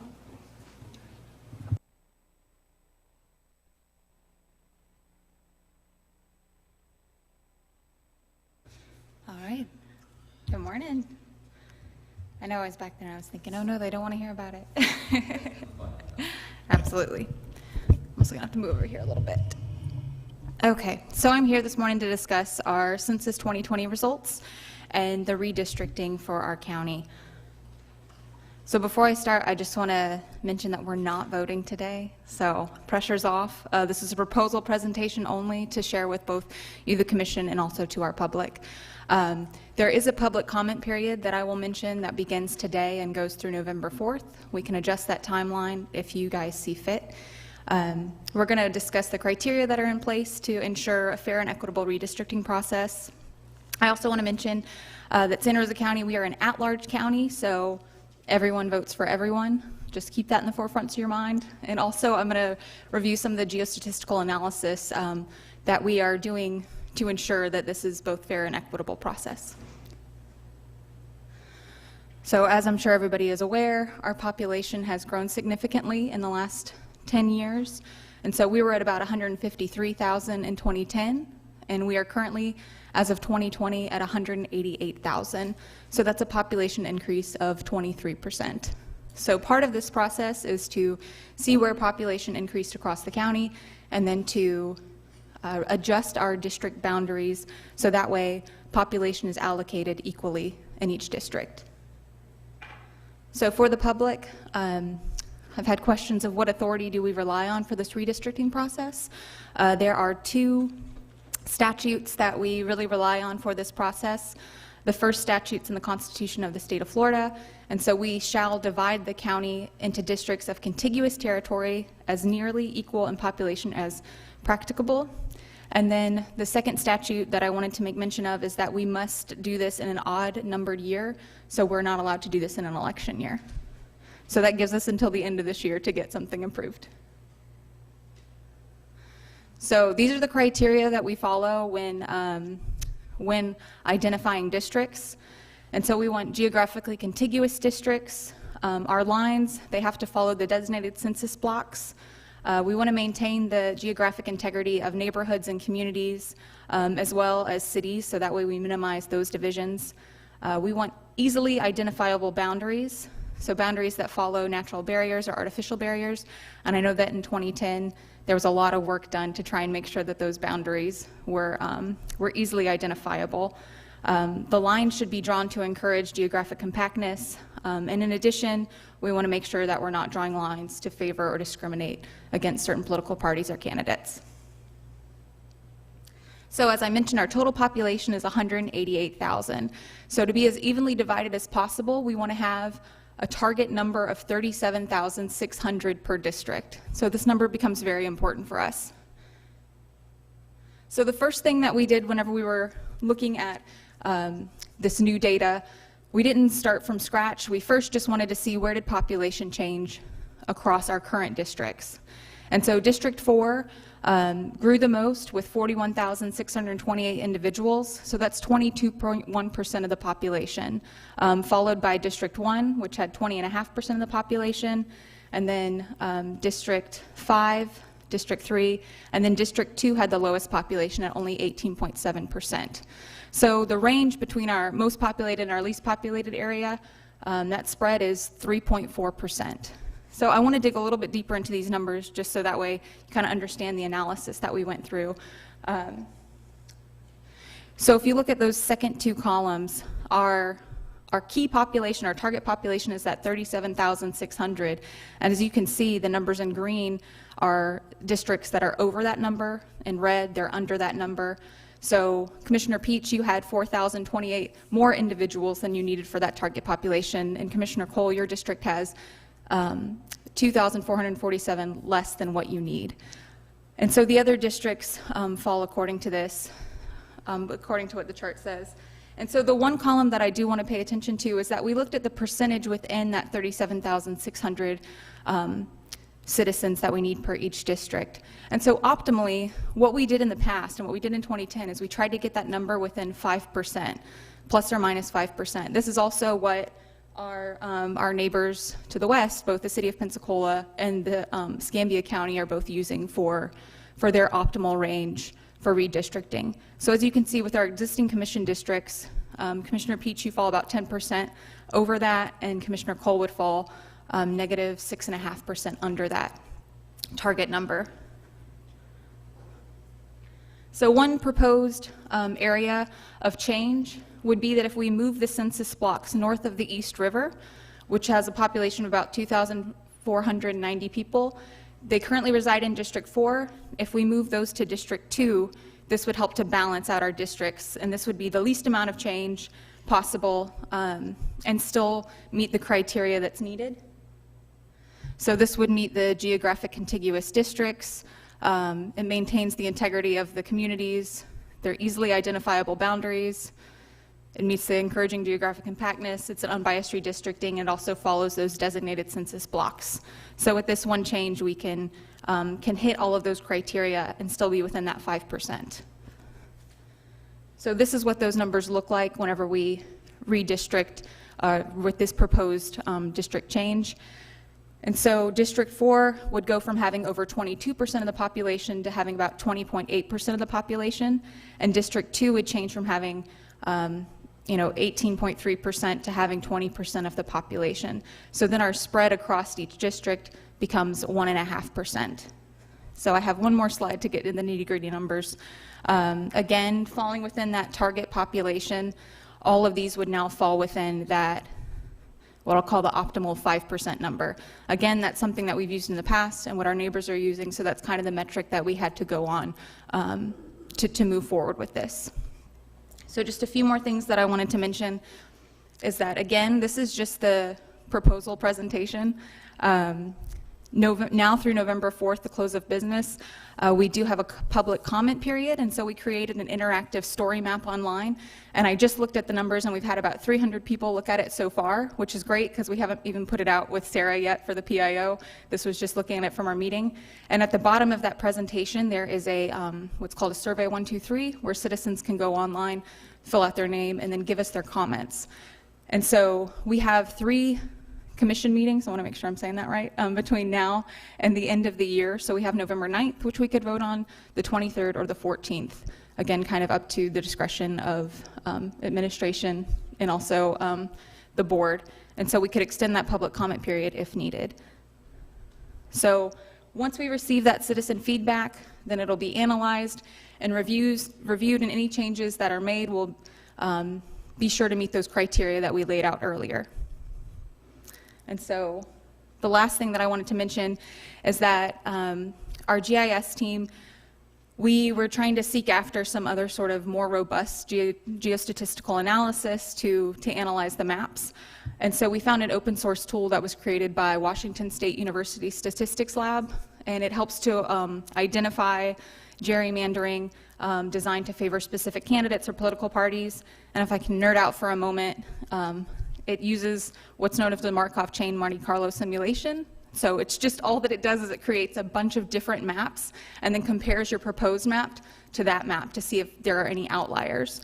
And so, so this tool is not intended to create the new district maps, but it's used to identify a baseline. So then that way we can statistically show our citizens, you know, we've done our due diligence to look at this both, you know, from a human perspective and also from a computational perspective.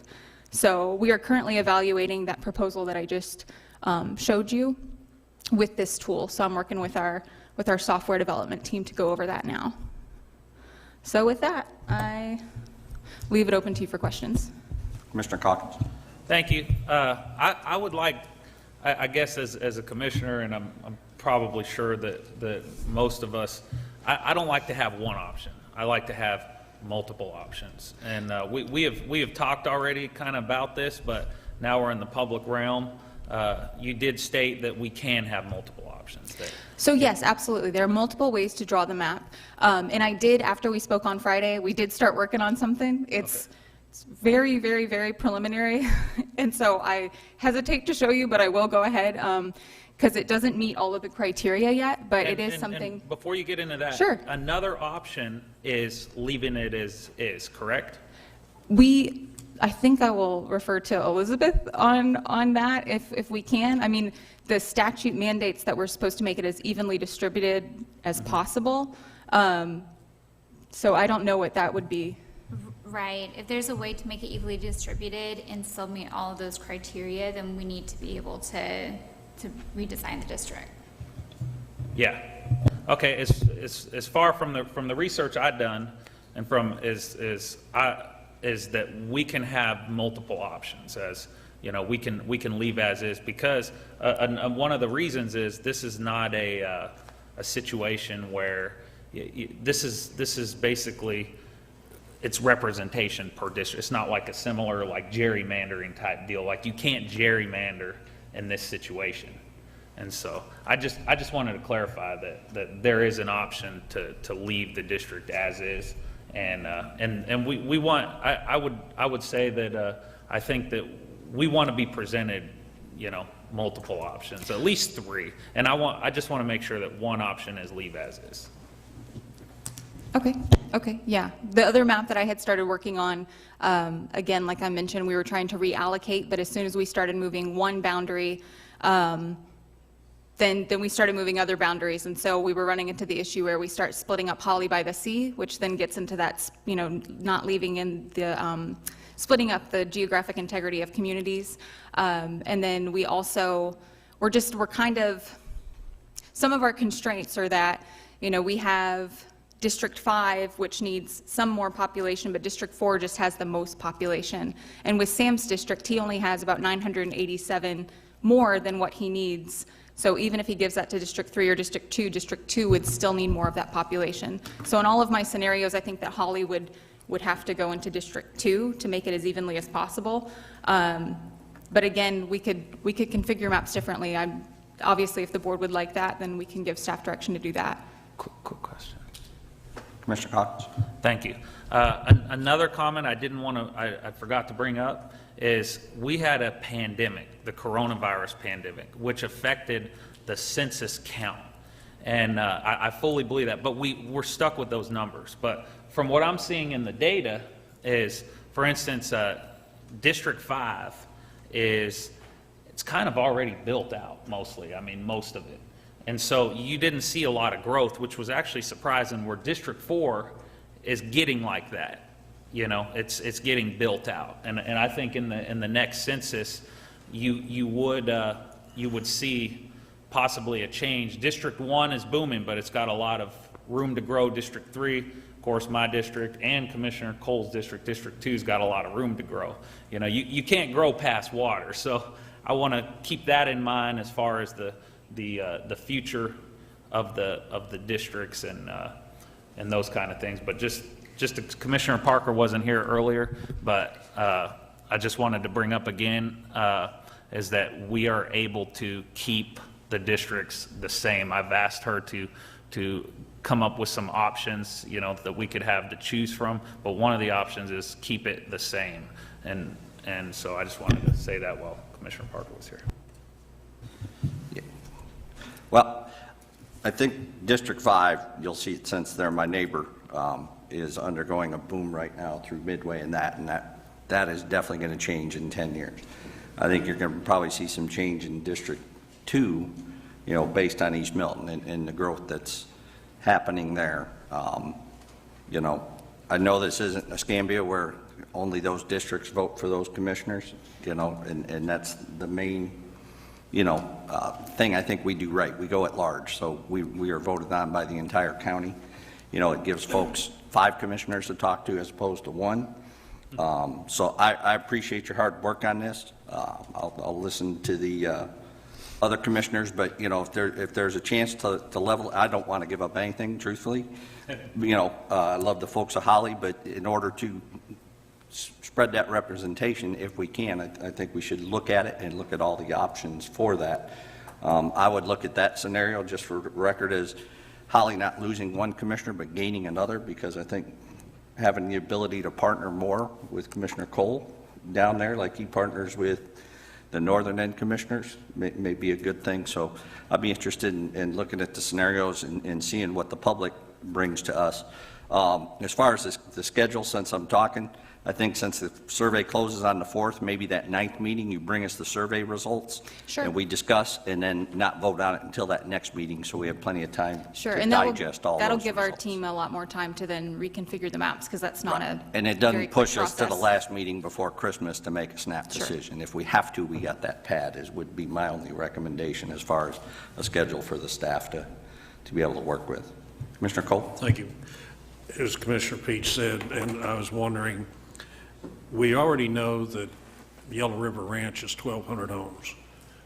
We know that there's already been approved for 800 homes off of Persimmon Hollow and other areas out there that are, you know, not just 10 or 12 homes here or there type thing. When I first came on the board, I started to run because I was running for the seat of District 4 against Miss Dossie, because I had problems with Miss Dossie.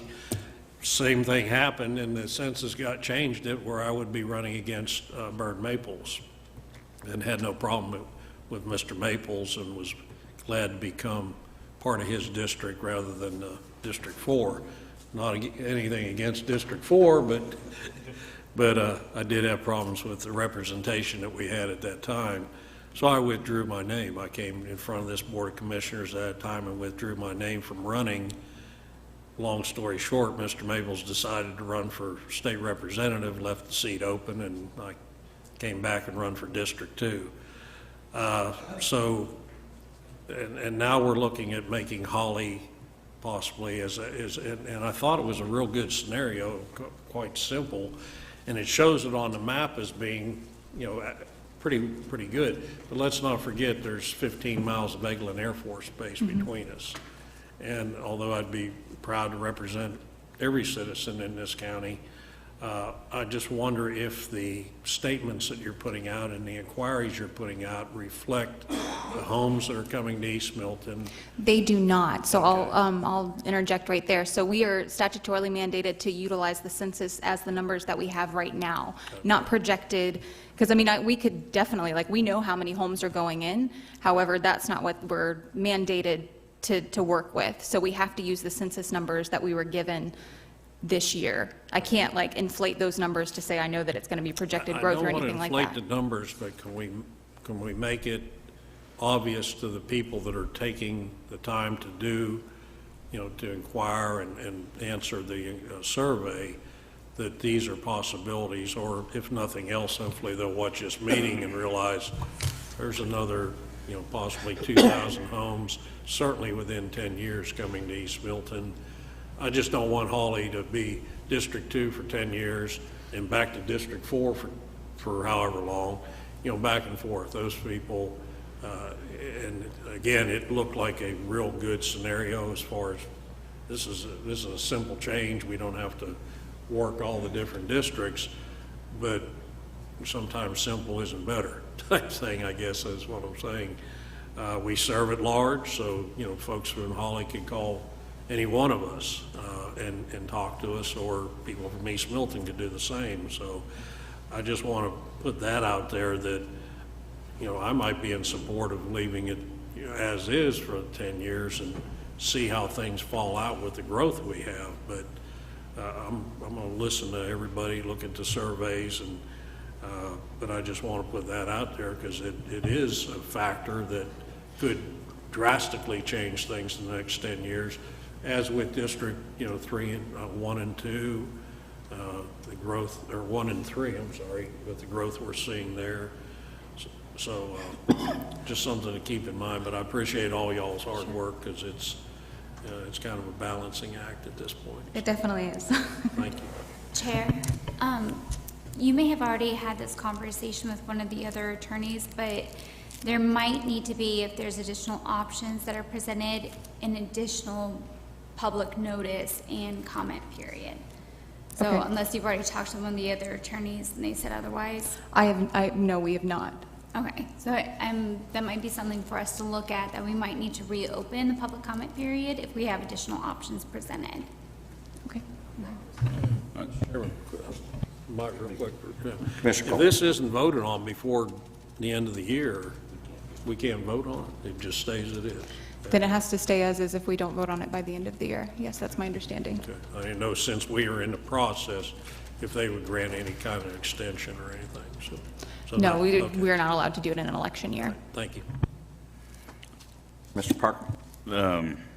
Not that the comments mattered, since we're not voting, I just share, I had the opportunity to meet with Doc and Brad, and like she said, it definitely seemed like the easiest thing.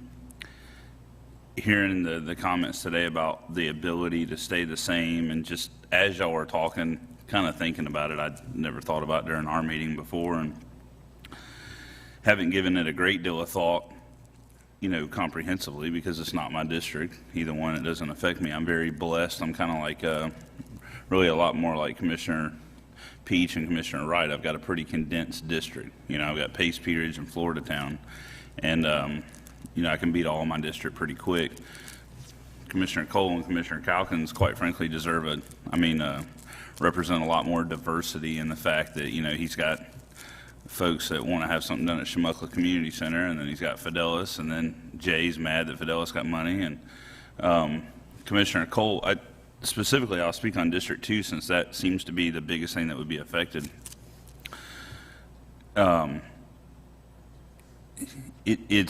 I think it would just be more burdensome on whatever commissioner serves in this capacity in future years. And I don't mean burdensome in a bad way, but I mean, we all know you want responsiveness. And I don't really care how many hours us commissioners have to work or go, but when I say I'm fortunate to be Pace, Pea Ridge, Florida Town, and I've got Avalon Beach, I travel, I'm in my district, I live there, I work there. that's what people want. You know, that same way with, you used to always hear about Commissioner Salter being right there by the ball fields, and you want folks that are there. You know, Commissioner Cole, he's known for the industrial parks. I mean, he's in East Milton.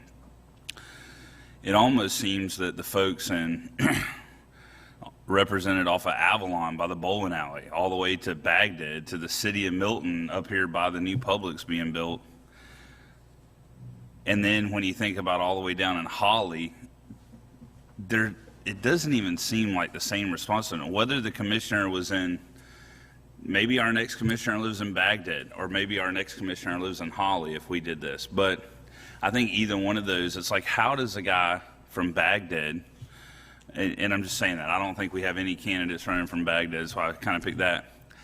How is he responsive and in tune with what's happening at Holly Ballpark? I don't know. I mean, I doubt he's driving down there out of his way. You know, I know Para and I know Florida Town because that's where I carry my kids to play, and Benny Russell. And when you think about, anyway, I try not to ramble. I thought about today when I say that. Me having 2 young kids, I always think about recreation funds. If you give District 2, I mean, we know Commissioner Cole's retiring. If you give a future district commissioner of District 2, I don't care where they were at, if they were in Holly or they were in Milton, if we do this, one thing to consider is how thinly stretched District 2 recreation funds have become. I mean, like I said, I don't care where you live, but I don't want any of them to be underserved. You know, he's got Optimus Park in Milton, he's got Baghdad Mill Site, he's got other ones I can't think of because it's his district.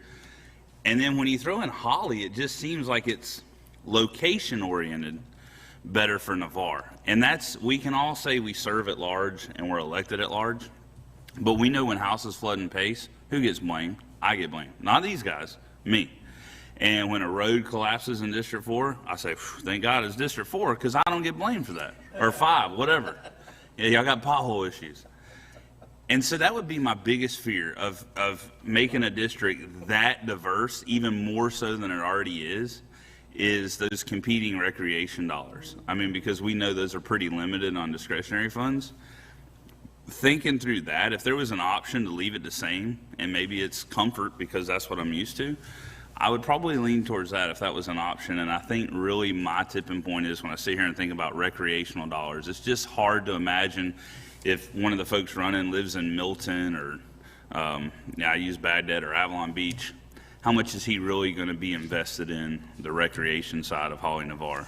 I think Commissioner Peach, I mean, God, we know he's got to drive through there anytime he comes to Milton. So those are my thoughts, gentlemen. If that is an option, I probably would lean more towards that if this is the only scenario we're looking at. Now, if we're looking at a scenario where, as I told you in private, we can give Commissioner Peach all my flooding, Commissioner Calkins all my flooding neighborhoods, and we can give Commissioner Cole all my dirt roads, then I will fully support that change. Mr. Chairman. Mr. Chairman. Commissioner Calkins. Commissioner Parker, I am fully happy with my district lines. I love my district. I'm thankful for my district. I also want to say that I kind of pretty much agree with what you're saying. And I would like to say, I used to live down there, but if we went with this new proposal, we'd have to rename, Holly Navarre to Holly Milton, on the north end, So. Well, they got the water system named Holly Navarre Water System, and so, Commissioner Parker, made some excellent points, and I would have to say that I agree that if there's an option to leave that as is, that I will support leaving as is. Thank you. Okay, so to make Dr. Tanya's life easier, rather than have him try and run other scenarios and other options, if the option to leave as is, and then this one is the only decision we make, I mean, I think I see where the will of the board's going, so I would hate to put the staff through more what ifs if we have that option, because she's got a lot of other stuff to do too.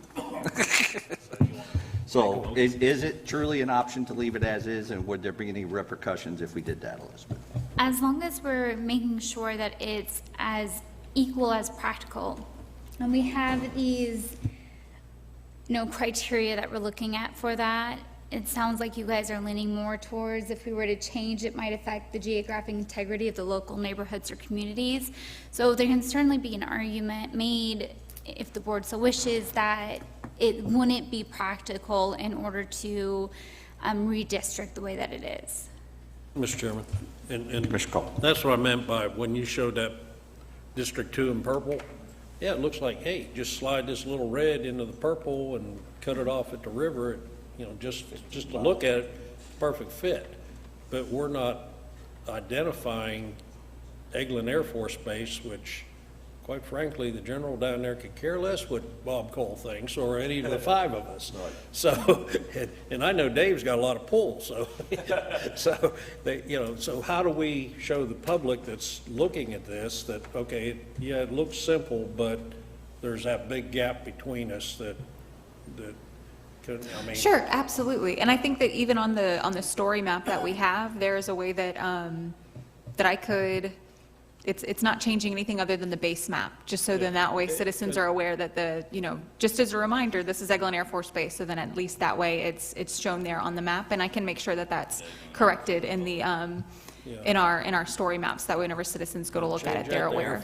That little area to Air Force Blue. And Yeah, and then just show the roads like you did on that one map. That's a good idea, Bob. So would that be the will of this board, so the staff doesn't chase things, to take the survey as they have it published? Sure.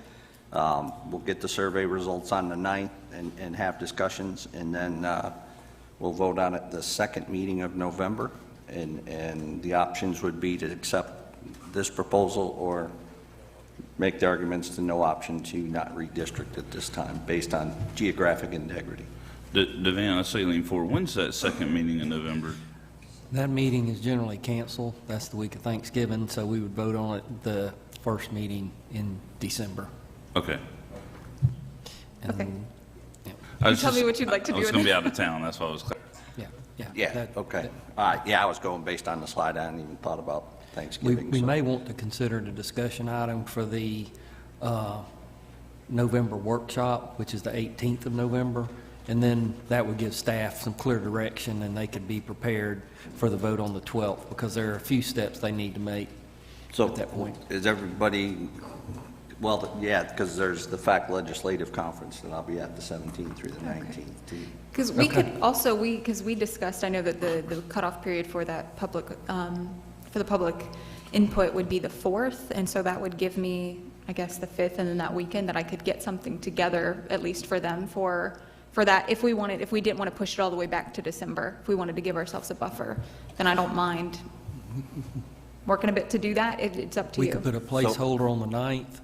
Yes, for we it, could vote on it on the 9th. and then discuss it and make a decision there. It sounds like y'all are heading in the same direction, so Yeah, I we can think do if she that. closes it on the 4th and you present it on the 9th, we could vote it on the 9th, but if there's enough discussion, we don't have to. Yeah. Correct. And we could back it up to Exactly. December, but I'd hate to just automatically put it December and all of a sudden we hit a wall. Exactly, and that way, and I think that from the 4th to the 9th, that'll give me enough time to where my staff, we can get the Sure. input back, in a manner that Okay. that makes sense for you guys to then be able to analyze. Okay. And just for expectation, it wouldn't be ready when the agenda's published necessarily, because No, the it would agenda not. has to be out the 5th or something, I think. Yeah, so it would be something that we'd probably have to show you guys. Expectation management, we Exactly. would have the full data by the time of the meeting. If that's good, will of the board, I think you have your direction, Dr. Okay, Gallagher. thank you very And much. while you're up here, I have to say, because I don't get to say this to the other commissioners, but in working with the TPO, Austin Mount and the Estuary Board, they love our staff, but Dr. Gallagher and her GIS staff are supporting all those organizations in ways to better improve everything for Santa Rosa County. So I've told them all they could use you and use your guidance, but they better keep your hands off, because you're our asset, and we'll let you. So thank you for all you do, not just in this building, but all those organizations that impact FDOT and water quality and things. So thank you. Yeah, thank you. All right. I think we have that. If we want to we've been at it 2 hours, let's take a quick 10-minute, I say again, 10-minute break. We'll reconvene.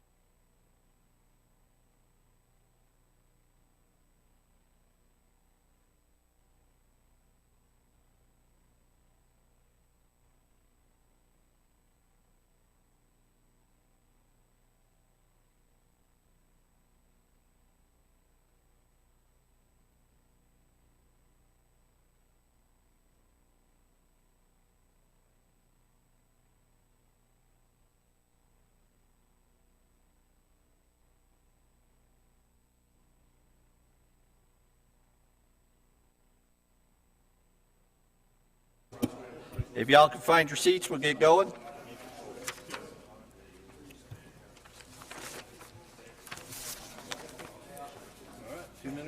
All right, we are back in session. Next up on the Administrative Committee, item number 1 is our 2022 legislative priorities, discussion of funding requests and support items for the FY 2022 legislative priorities. As y'all are aware, our legislative delegation will be here this evening.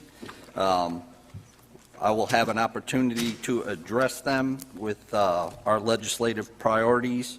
One item is our amendment to our Civil Service Act. You have that in the backup. That has to go before the legislature. So I'll be reading that to them and seeking their support for the changes to our Civil Service Act and filing that. Additionally, I'm told we typically submit a list of projects. Those aren't actually due until a week from Friday, correct? But we do typically, we have asked for them in the past. I guess what I'm looking for from the board is, do we want to settle on those right now for our legislative ask for the priorities we briefly discussed? I do understand that Escambia is going through a wild card out over the weekend. I don't even know if staff's aware of this, but they're planning to ask for the state to pay for half of the medical examiner facility construction. And then the other half be divided by the 4 counties. I told them I didn't know, timing-wise, if that's going to be designed in time for that ask. The construction, I don't think, would definitely be shovel-ready for the amount of time. So that's one I would just ask staff, and maybe get a hold of the medical examiner, because if one asks for it and one doesn't, that needs to be a unified front, and I'm just not certain. Since we just awarded the design, I think, or we're in the process of awarding the design of that 4-county facility, is it appropriate at this time, or is it appropriate next legislative session when we know a better price for that ask? So that was just a call I got from Escambia, and I didn't get a chance to talk to you all before, so I hate to drop that bomb on you. We'll follow up with that, and there's a lot of moving parts, so I see no way it would be on this cycle. But for example, we just put out the proposal, and I don't believe the opening date's until December, so I don't see any way. But we'll reach out to Escambia and discuss that. I think that's probably going to be an ask for the next round. Yeah, that was mine, because I knew we weren't that far down the road with it. So I'll open the floor to commissioners. Commissioner Wright. For what it's worth, when the time comes, if it looks like we are ready to go down that route, I would certainly support that. I think it does make sense. If one county is going to do it, it certainly makes sense for us to be a united front on that route.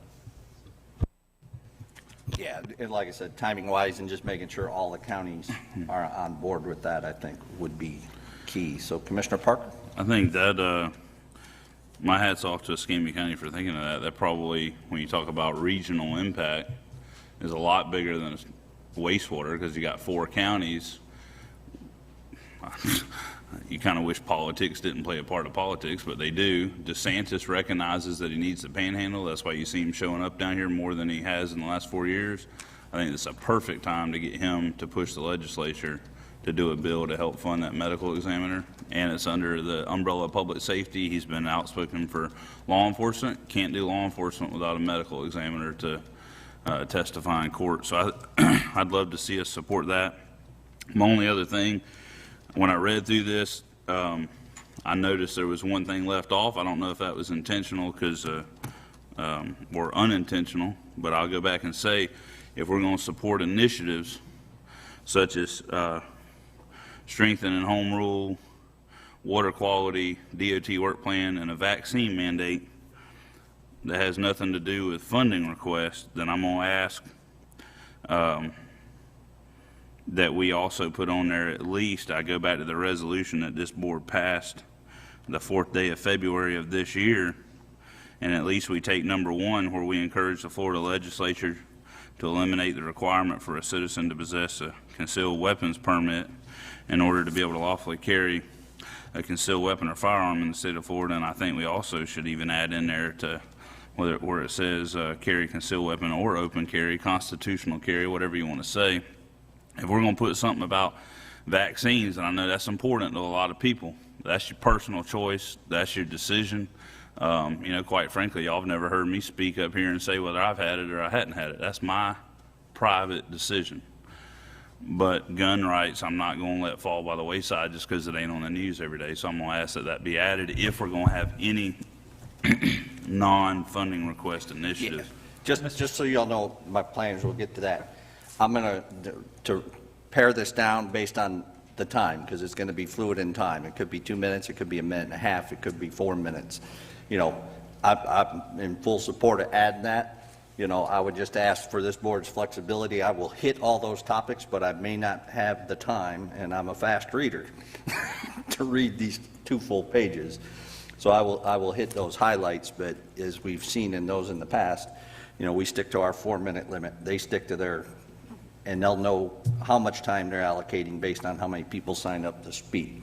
So, yeah, I support adding that as an initiative. I would just ask this board's flexibility. I'll work with staff to have maybe 1 or 2 options so I get everything in the time limit, because I want to respect that from our legislatures. So if we're good, is there any more discussion on Commissioner Parker's proposal to add that as a supporting initiative? Mr. Calkins? Thank you. Yeah, I fully support everything Commissioner Parker just said from the beginning to the end. Whatever you got so much time. Gun rights is top priority, and so just try your best, Mr. Chairman, and I believe you will. I think that the constitutional carry, I remember when we discussed that, it was at a time that there wasn't a lot of traction. Well, the legislator right now, I've been seeing articles, there's traction now, and a lot of that has to do with what we've done. Those things make a difference, It starts at the local level. I fully support that, and I would just, maybe just basically tell them, that we support constitutional carry, we support open carry, we want to repeal the restrictions on 19-year-olds to not carry a firearm. You could keep it as simple as that, and I think that would pass muster. You don't have to go into Bill 3, 4, 5, 6, or, Right. We support constitutional carry, elimination of the concealed carry weapons permit requirement, and what's the language for the, Sam? The other one just says we support the right of citizens 18 years of age or older to be able to purchase firearms, which is what they always were until 4 or 5 years ago. And I'll just say it like this. I tell you, I'd say it if the damn president was right there. If a guy is old enough to vote, I'm not even getting into if he can serve in the military. If he can vote for the people that influence my life, then my God, if he's competent enough to do that, he ought to be competent enough to get a firearm and make the lawful decision to defend his family if he needs to. And if he's a criminal, then either the cops can shoot him or put him in jail. I mean, it's that simple. Agree 100%. I'm more than happy to get that in there, and I think I'll put preserving home rule, and then I'll put the amendment Commissioner Parker brought second, and then I'll cover water quality, the vaccine mandate, and support of the FDOT 5-year work plan as the initiatives we support, if that's a good lineup. Because I think home rule comes first. Yeah. I just want to make a comment. Sure. I'm going to support all of that. But when it comes to home rule, I'm for conservative rule, not particularly home rule. Home rule's good if it's, conservative in nature. The problem is we got cities that are doing unconstitutional things, and then they're jumping up and down and saying home rule when it goes against the Constitution of the state and so on and so forth. So I'll support that, but conservative home rule. Noted. Appreciate that, Commissioner Calkins. And then the local bill, the Civil Service Act, and then the funding requests as we have them outlined there, pending, but it doesn't sound like we'll be ready to ask for construction funds. So I don't see how we are, but we'll certainly meet with the medical examiner and Escambia and discuss that. Okay. So would the desire of the board be to keep those 3 funding requests and add the medical examiner facility if possible? I know we've always tried to keep it to 3, and then ask them. I'm looking for the will of this board. I'm good with this, Mr. Chairman. I think the first one asking for $500,000 directed directly towards public safety, I think is a reasonable ask, and I think it's quite likely we would certainly get that.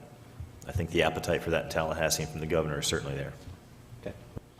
And we have drainage work on East Bay, where that road collapsed. Much needed. In District 5.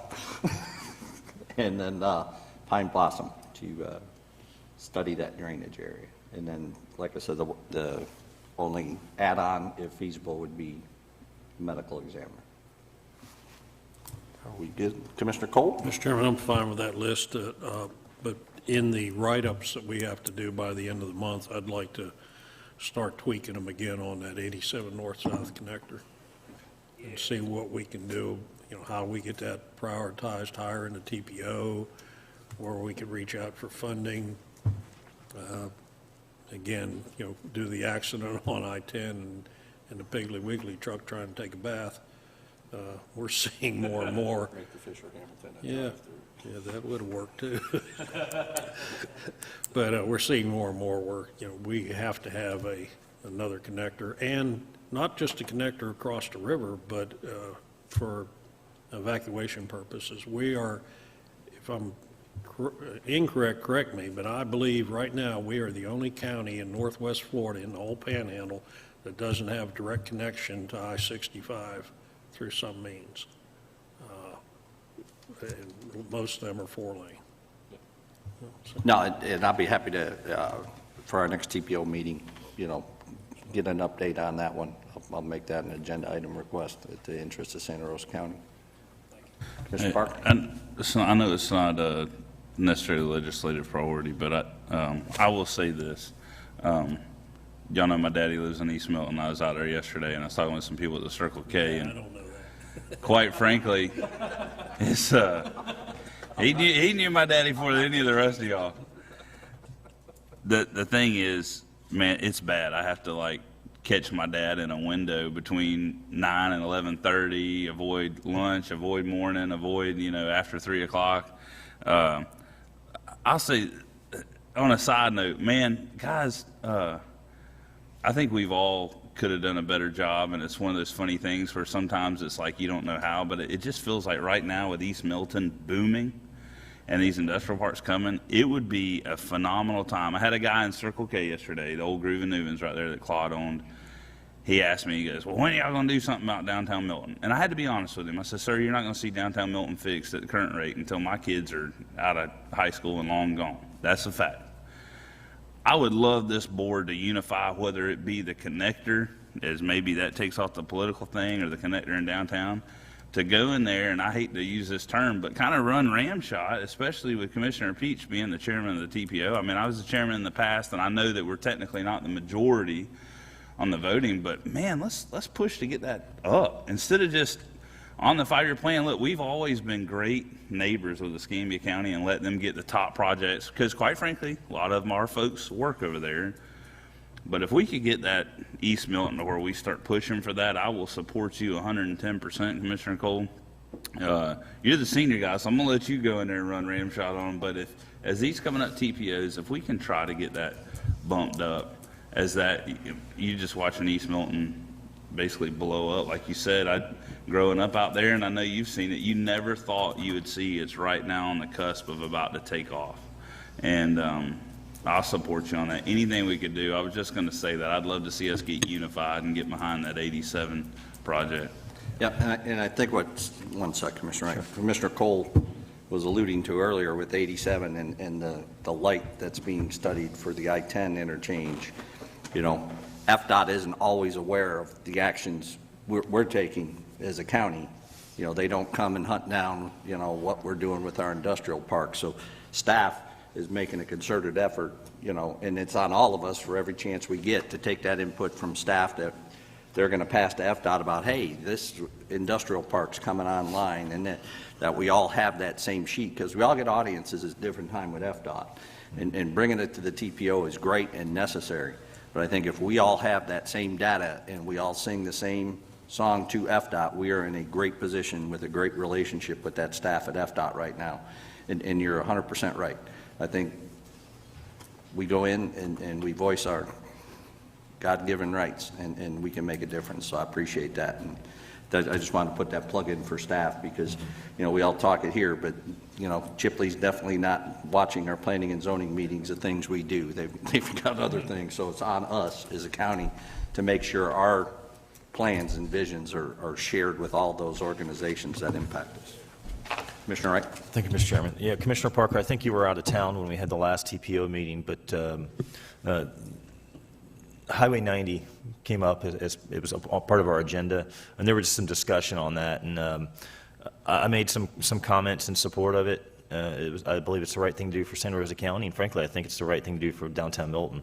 I tried to highlight to the city of Milton that they have, I think, an opportunity to use some state dollars to have a dramatic catalyst in improving downtown Milton. And keeping it walkable and at the same time alleviating the traffic concerns. I'm not so sure that was met with a lot of support from the city of Milton necessarily at the moment, but FDOT certainly understands the importance of it, and I think it would be great if the board as a whole would support that and encourage the city of Milton to work with FDOT so we can, you know, make the most of that opportunity. It's needed. It's really needed for anyone in East Milton, the entire corridor, and I think the city of Milton may not quite understand the long-term vision and realize the opportunity that they really have, and I think it would be good for us to encourage them to work together. Mr. Cole. Mr. Chairman, again, I have the meeting Friday with the secretary, and right now I'm up to 1, 2, 3, 4, 5, 6, 7. My meeting's going to be longer than yours tonight, I guess is what I'm saying. And let's not forget on the TPO side, that ECAT money that they Scambia got last year, it's our turn in the bucket for that ECAT money. So. Yep. And I would ask Sean if you could have Z make sure Commissioner, you could stay there. Commissioner Cole has the 5-year work plan we approved, because it's a little cryptic to read their version, but Z did a nice job of highlighting the projects for Santa Rosa County and exactly what they are. And I have that list in my office, but I think Z could supply you one too that shows what's already in that 5-year work plan. So you sing that same song. Go ahead, Sean. Yes, sir. And I also wanted to let the board know regarding a resolution of support for the widening of downtown Milton, that has already been undertaken by this board in previous years. So we certainly have that support there. That was the board's discretion at that time. We can certainly go back and provide another resolution of support to update that. But, you know, the FDOT has, kind of like US 98, they're taking US 90 into bits and pieces, little bites of the elephant at a time. So they certainly have, you know, from the Escambia County line all the way to State Road 87 out in East Milton is in the work program, but obviously the downtown Milton segment, because of the environmental constraint and some of the historical issues and such, that is at the back of that work program, but they are continuously moving it forward. So it is currently there. I think the next segment is the segment from Avalon to Stewart Street, basically here. That's one of the widened segments, and then of course the segment from Ward Basin Road out to State Road 87. So those are some of that they're currently filtering through. Right, yeah, because we got the 60% design drawings for the Avalon to Stewart Street that staff's looking at now from FDOT. But yeah, that portion of downtown Milton is in the work plan. I think it's for the preliminary engineering or PD&E, preliminary engineering in one of the out years of the 5-year plan. Mr. Chairman, if I might. Sean, you don't have to come back up. Look at get with me after the meeting. Let's go over your Thursday afternoon, and maybe I'll sit down with you and go over everything that I plan to carry to FDOT and kind of get a brief on it. Thank you. Let's get you some Milton Bakery donuts to carry to him too. that should get us bumped up on the list. We'll get a double order. Okay. All right, so we are good with the proposals for the legislative delegation this evening. I look forward to addressing that group, and of course, I'll thank them for all they've done for us in the past and continue to do for us. So there's no other discussion on that. We don't need a vote on that, do we? Motion approved. Okay, so if there's no other discussion, I would recommend approval of the Legislative priorities as discussed and amended without objection. Hearing none, that passes. Item number 2 is the add-on, the CBDG grants. Devan, you want to give us a quick rundown?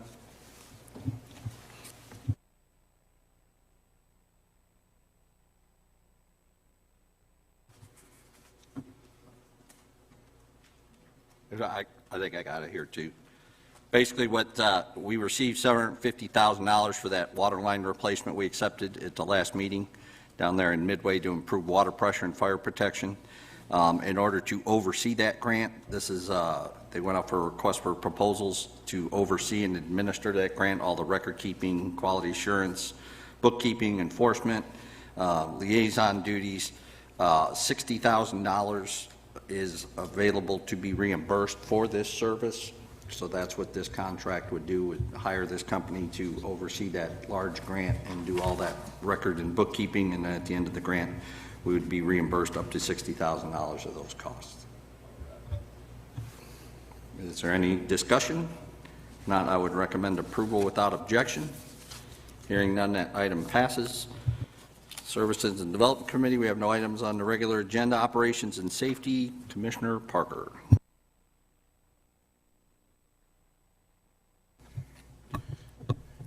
Thank you. I'm going to highlight some of these, and then if y'all have questions, that's fine. If not, we'll move them along. One of them is the task order for the design of the admin building for the Berrydale Fire Department.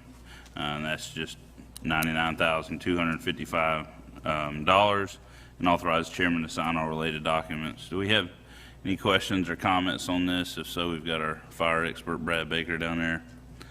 If not, I recommend approval without objection. Hearing none, that item passes. Items number 2 and 3, I'm going to combine. These are, and we do have a representative from Mott McDonald if there's any questions.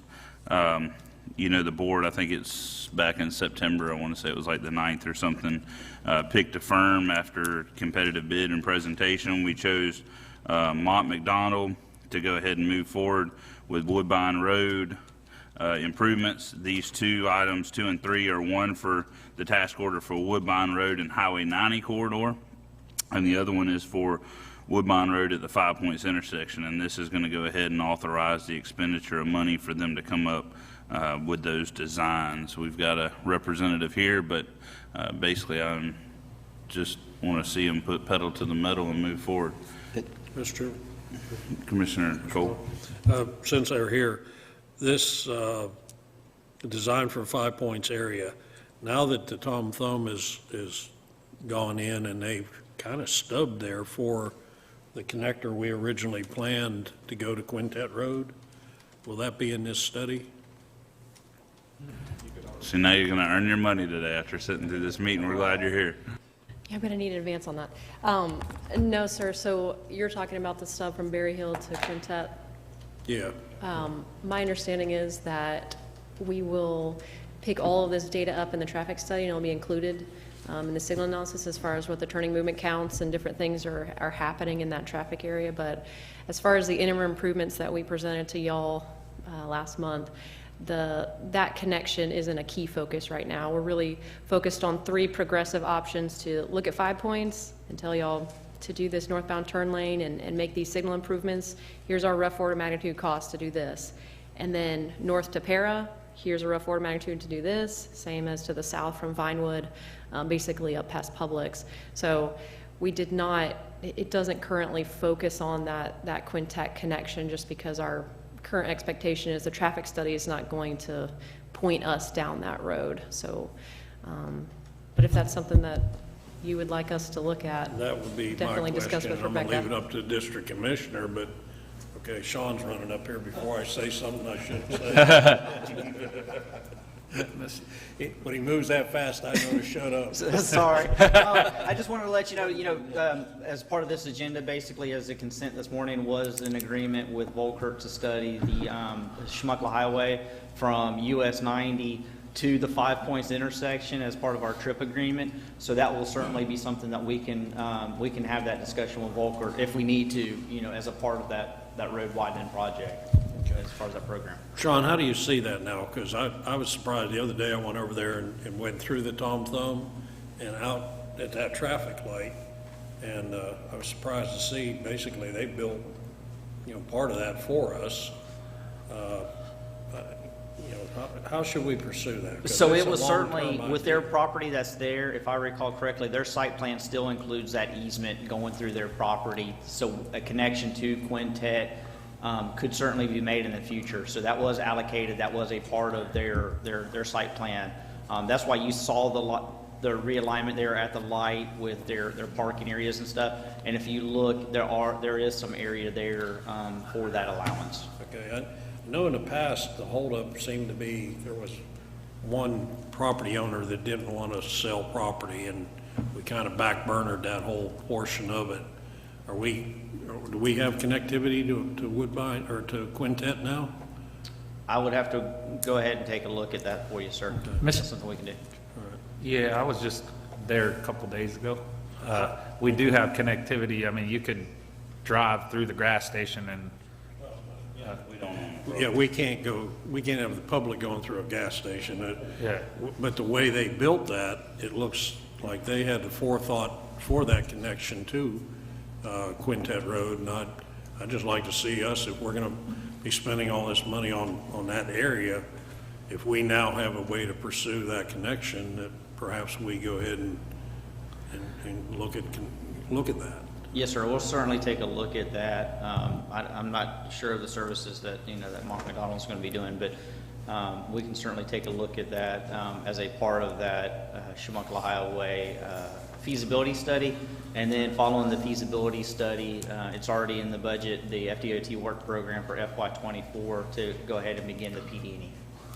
Thank you. Yes, sir. Mr. Chair? No worries. That makes sense. Rebecca did mention that. I know she had to run, but she mentioned that to us, so that's one of the consultants that we'll be coordinating with throughout this process, not just from a drainage perspective, but also that feasibility study and some other items that have come up, Ingram with the signals and all that, as a team to move this forward. But we will not ignore that potential connection. It will be part of the traffic study. I just can't say we're going to have an alternative right now that shows that yes or no. I do believe in the in the current property appraiser map, there shows some connection that the county does own. I just don't know that it's, the correct width as far as having 2 lanes of traffic able to move through there. There's a very narrow piece that connects the two. So we will have to look into that, and we'll have an answer for you soon. Commissioner Colvin. Thank you, Mr. Chairman. I want to say that after being there a couple days ago at 5 Points and getting gas at that corner gas station, the intersection has already dramatically improved. I was just thinking when I was there, we effectively hijacked Commissioner Parker's gas station, put it in District 3, and also on top of that, we are able to, all District 3 residents do not have to go into Commissioner Parker's district now. They could get gas and they could go down Berry Hill. And so thank you, Commissioner Parker, for that gas station. And let's get this road done, and appreciate y'all. So I'm moving my football fields up there too, but then they can call you when they have problems. So I'm okay, but you can take. I'll be more than happy to have a football field too. And I told the Dr. Gallagher to give you Ashley Plantation too while we're at it, so you can fix their drainage. I wanted to comment. I think during the presentation, somebody asked Dave Skipper about that connection. It was probably Commissioner Cole. We don't have the right-of-way piece on that Quintet side. There's that short little segment where they were talking about the older fellow that didn't want to sell initially. And I know Dave Skipper, if I remember right, had mentioned they didn't, the design that time when they did it years ago, they were going lollipop or cul-de-sac that, and he said, well, we need to keep it where traffic can move to the right, but maybe for the folks turning left, we could close it, or at least please have them study that. I know I don't get into the exact verbiage of how you engineers look at these task orders, but when I look at it and say the schematic design for improvements at Woodbine at 5 Points, I would suspect that Mont Madonna will look at that holistically about any improvements there as far as that potential connection, and if the right-of-way is not there, that could still be studied and said, here's an alternative. We would just have to factor in the cost of getting that. I would expect them to do that. And I'll say this, I want to thank Rebecca for working on this. I hope she's listening. I know she got this out in under 2 months, these 2 task orders. And I also want to remind the board, I know Mont McDonald's aware of it because it's how you feed your families, but there should be a 3rd task order coming in the very near future. But I'm glad she got these because these are the most important. But I would say in the next month to 2 months, she'll have the task order for Mont McDonald to go and identify all the right-of-way that would be needed in that plan that Baskerville already did for the 4-lane, so that we could know about the right-of-way acquisition. And I think that's the forethought of, we may not be able to 4-lane it for many years to come, but it's only going to get harder and more expensive if we don't get the right-of-way, and especially for the retention ponds now. So I appreciate that. I mean, I appreciate what y'all are doing on it, and y'all did a fantastic job, is obviously why the board awarded y'all the contract. So we look forward to it. Yeah, just one, and I know you're well aware, Amber, but I did mention it at the TPO meeting to FDOT, because I think in the 5-year work plan, there was some wood buying looks too. And I assured them we would be in touch with them and not conflict with anything FDOT's looking at too.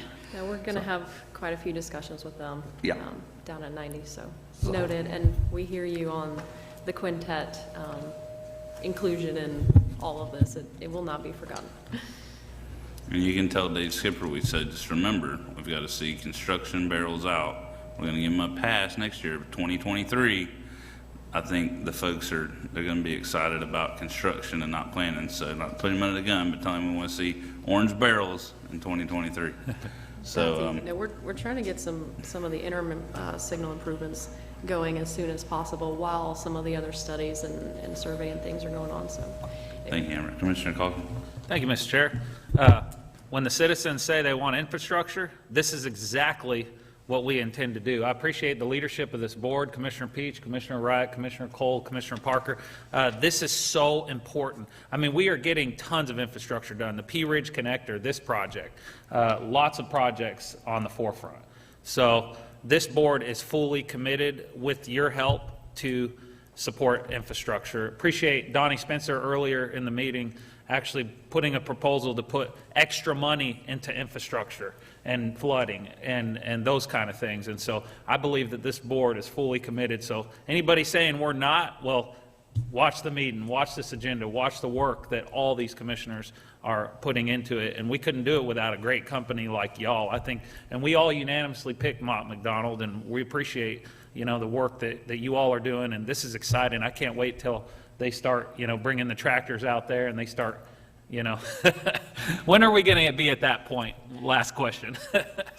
Well, we'll take Sam's direction into strong consideration, but I think the biggest thing to look forward to is in the next 5 or 6 months, we'll be back here presenting options at Woodbine after we coordinate with DOT and other stakeholders. Also, 3 segments up on, 5 points into the north and the south. That's coming back to y'all for commissioner and public input and things like that. So it's not the last that you'll hear of it. It's just the beginning, and we're really excited as well. So we like to hear that. We like to hear more funding for infrastructure as well. So, all right, thank you. Thank you. I'll make a motion to approve items 2 and 3 without objection. Hearing none, those items pass. Number 4 is approval of staff's recommendation to amend the landfill disposal rate, and this is based off a resolution that our board passed in 2019 to increase those rates in correspondence with the CPI. You'll see in the backup that they rounded those to the nearest dollar figure, rounded down, just so it was a flat dollar. It's not exactly the 5.4% of the CPI. Is there any questions or comments on this item? Not, I recommend approval without objection. Hearing none, that item passes. Item number 5 is approval to authorize the county administration to negotiate a discounted disposal rate for contaminated soils that qualifies beneficial use for waste cover. Some folks don't know, but we have to carry in literally thousands of loads of dirt, sometimes monthly when it's available, because we're required under our permits through the state to put a topsoil over that. And so if we can use these soils, especially if they can't be used elsewhere, this is a great tax savings for the citizens. But I think that's about the general rundown on that. If there's no questions or comments, I'd recommend approval on that without objection. Hearing none, that item passes. Item number 6 is approval to contract with Game Time in the amount of $47,481.46. This is for Swenson Park Fitness Equipment and Installation. It's going to be through the existing cooperative purchasing partners contract. And this is this District 4 or 5? Swenson. Is that you, Commissioner Cole? Lord, I feel. Who's got Swenson Park? It's like Jeopardy. Watch it be me. No, I don't think it's me. All right, that's District 5. You get a pass though, because look, you can't learn everything the first 10 months. I didn't know it was called Swenson Park. So okay, I got you. It's Oriole Beach. I didn't say that in a bad way. I really was just gonna say if y'all had any comments. That wasn't trivia to throw anybody I off. honestly just did not know that was the name of it. That is. It just one thing with expectation management, Cole, the supply chain is killing us with materials, and that's why Navarre Park is constantly delayed. There's stuff, I'm sure, sitting in them ships off of Long Beach. So maybe we should tell Governor DeSantis to work harder to get those ships to unload in Florida so we can get. I'd love to have Miami Port a little busier. I fully understand supply chain management right now and what a disaster it is. But yeah. All right. Well, this is really I think a hats off to staff the way we're now looking at these regional projects. I mean, I tell folks all the time, I said, hey, it's a big organization. That's why we got Devan, Brad, multiple directors, and then mid-level managers working on projects throughout the county. We're not going to know every single thing that's going on, but I appreciate them spearheading getting us to this point. I'd recommend approval without objection. Hearing none, that item passes. Item number 7 is discussion and approval to grant the Jubilee Development Group access to their parcel through the county's unmaintained right-of-way at the end of Mahogany Drive. I did see in the backup, I think it addressed a lot of the questions. I only had one question. Actually, I had 2. I'm sorry for clarification, and then I'll open it if there's any other questions or comments. You'll see the backup. They pretty much covered to say that this would be for, I believe it said light car and truck access only. I don't want to speak wrong. Let me find it right here. But it's, clarified by the developer, it only be utilized as an entrance to access by automobiles and small trucks, and that logging activities would take place off of Lord Norris entrance. I think that would probably satisfy the biggest concerns we heard and thought of even during the board. My 2 questions I just want to clarify so that it's on record. I do know here it said that staff made the folks aware of it. Do we know, just so I'm aware, how or when staff made those citizens aware of the intentions that lived on Mahogany? I just wanted on record, did we do a mail out? Did somebody go and do door to door, or how was that done? I don't remember the date of the mail out, but we mailed it to every address that was listed on the property appraiser's website. Just letting them know about this or and some that it kind would of be link? on this meeting today. Okay. And do we have anybody here today on this item? Okay, yeah, if y'all would like to come up to the podium, we'd love to hear from you, especially since you came. My other question as y'all come forward that I would like to ask staff, and it actually made me think about, because I know the Westmont Drive community, after we voted that connection with Eliminate and Ibis, had done a big petition that came to the office, and I saw this today and it made me think of something maybe we could do, is on that one, okay, I was going to say if even through construction, we could ask them just to do all the construction through Trump. But on this, that was going to be my question regardless of what happens today, if this is allowed, is can we put that in writing? It's kind of like in the contractor's books. It says, hey, you have an agreement, you put it in writing.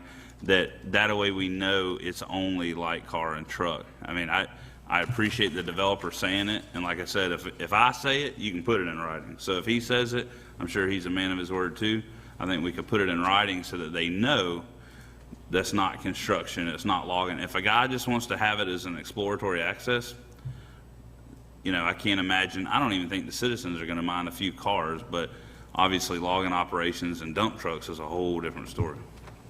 Yes. Commissioner Wright, and then I'll grab this gentleman. Oh, go ahead.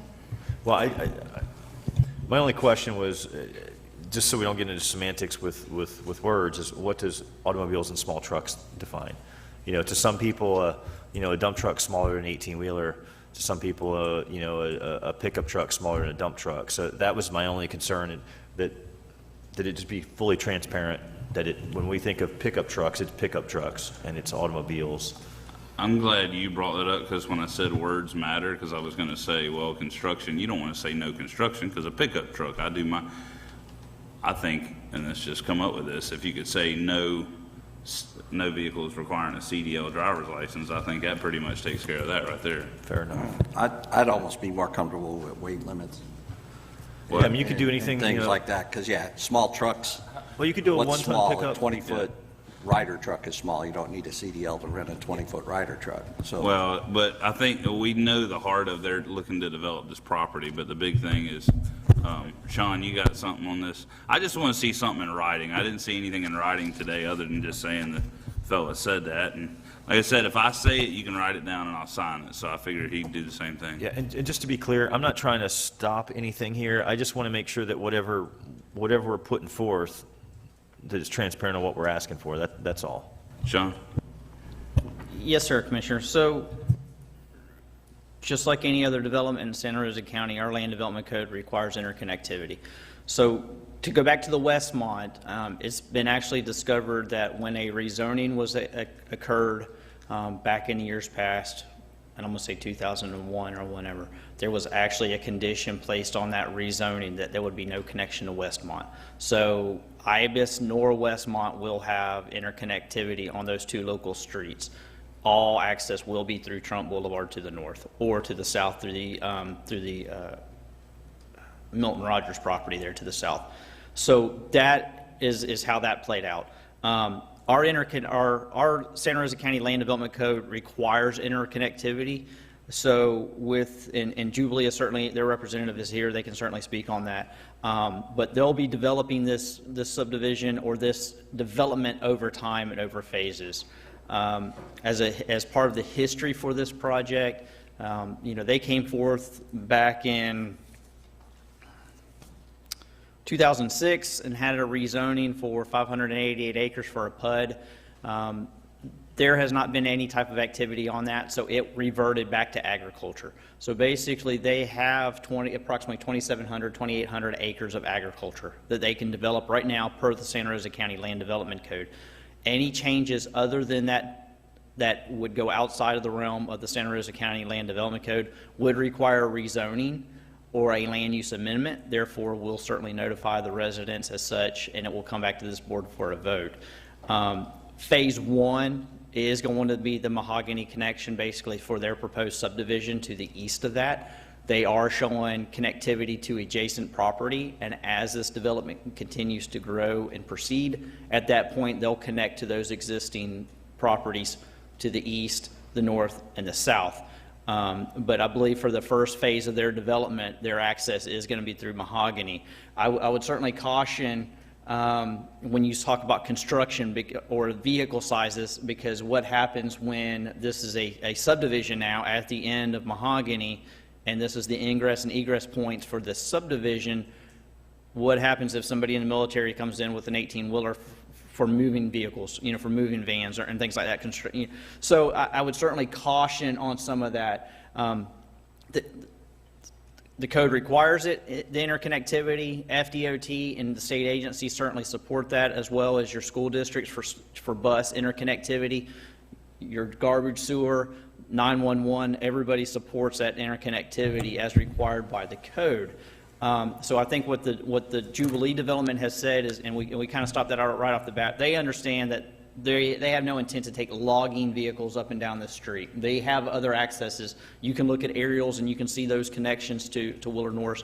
It's about a 3-mile difference to go between Mahogany and Willard Norris in order to get to Quintet to go over to the paper mill. So that being the case, it's not an issue. Staff would certainly, like I said, just caution you when you start placing conditions. This basically, what you have in front of you is an unmaintained easement. It's about a 100-foot segment. So basically, for 100 foot that is not paved at the end of Mahogany. It is a county right-of-way. They will be required to make that connection to Mahogany, and we're certainly taking a look at other aspects of that unmaintained right-of-way access application, because you have developments all across Santa Rosa County that are required to connect to local streets, or you have dead-end streets where they're required to connect to. So that's certainly, you know, I'm here, I can answer any questions that you may have on the land development code and that interconnectivity, you know, or if there's any back history on any of that or anything moving forward. Commissioner Cole. Thank you, Mr. Chairman. Sean, do we have, that was my question, where can we tell anybody that owns property along a county road that you can't connect to that road? I don't see our ability to do that, or even restrict the size of vehicles. So at this point, I'm taking the developer at his word that they'll stay out of there with trucks hauling bulldozers in or logs out. So I think that's what we have. But what ability do we have, since this, you clarified something for me, this will become an entrance to a subdivision. What ability do we have to make them or ask them to put in a right and left turn lane off Schmuckle Highway? So at this point, they're allowed to construct that subdivision per the land development code. We do not allow off-site, or we have in the past have not required off-site improvements. You know, as far as the development order goes or the issuance for this subdivision, I know that topic has come up. I can tell you that incoming Attorney Danheiser has talked about not requiring development agreements as such on development. We're certainly, one of the items we're going to discuss Thursday night is the allowance to place conditions back on rezoning, since they are a local aspect. But at this point in time, I mean, I guess you could certainly place it on the use of the right-of-way easement, the maintenance of that. And I'll certainly leave that up to the interim county attorney, you know, on if she thinks that's appropriate. But, you know, RLDC does require that interconnectivity. The application that you are reviewing basically in front of you today is so that they can make that 100-foot connection to go between their property and the paved county easement that's right there on Mahogany. That's what this application is before you today. So my question may be better asked at the time they start doing development orders or site review, that type of thing, to ask for the turn lanes? Yes, sir. Okay, if you would, please keep that in mind when we get to that point. Certainly. Yes, sir. Mr. Chair. Commissioner Cole. Thank you. I appreciate Commissioner Cole's comments. I agree with the sense of, that's what, I actually met with some of the residents at Mahogany. Some of the concerns they had was logging trucks. The developer sent a letter stating that they will not be using that road for logging trucks. And so I take them at their word for it. Also, I think it would be good if we get a turn lane over there. That would really help with the situation. So, you know, I'll request that. But as far as them using this street currently, I'm okay with it. You know, if they keep their word, and as far as, you know, restricting them and stuff like that, I think it could go to other problems. But I would also like to ask the attorney on that issue. I don't think we can, when we start restricting trucks to this, you know, this level, that level, I don't think we can do that, nor do I think we should do that. And so that's my thoughts. Thank you. We'll grab her in a minute. Yes, sir. I'm sorry. I called you up, and then I had all these.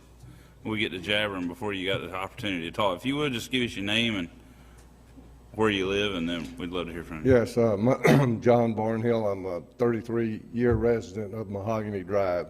Now, we've got a lot of concerns. One of them being the drainage that's there now. Already there's an issue at Schmuckle Highway and Mahogany when it rains. It already backs up to my neighbor's house already. Now we just got, and there's a process of a grocery store just across the street, building a new school across the street. All that water's turned. Yeah, I know there's a a holding pond for the school up on top of the hill. I guess they're gonna pump it up there. But you've got that. Now, there's a church being built across from that as well. As far as turn lanes go, I don't know how many of you are familiar with this area, but like I said, I've been there 33 years, and you get out there, you know, before you get to the end of the street, you look both ways, wait for a car or two to pass, and you go. Now you get there, you sit, and right now, a turn lane turning in there is not going to do you any good to get off of Mahogany to go either direction. And you're about to put a red light at Wallace Lake and Shamuckla Highway, and that's going to farther back stuff up. So, and as far as the construction goes, I understand about that, but what we would like to see is the restrictions that are there now stay there. In other words, not let them get in there and build a bunch of patio homes and shops and that stuff, which was explained that was what they was wanting to do. That keep the restrictions of like to no more than one house per acre back there, and not change it just for some out-of-town builder or out-of-town construction company. Sorry, Commissioner Cochran. Thank you. I just want to say I had a meeting with the neighborhood, and one of the concerns that they had said is they want to maintain the look and feel of the area, and I totally understand that. And I think that the most important thing in all this is communication, and we need it would be good if the developers in this project would possibly hold a town hall at the Pace community, and I think this would be good just to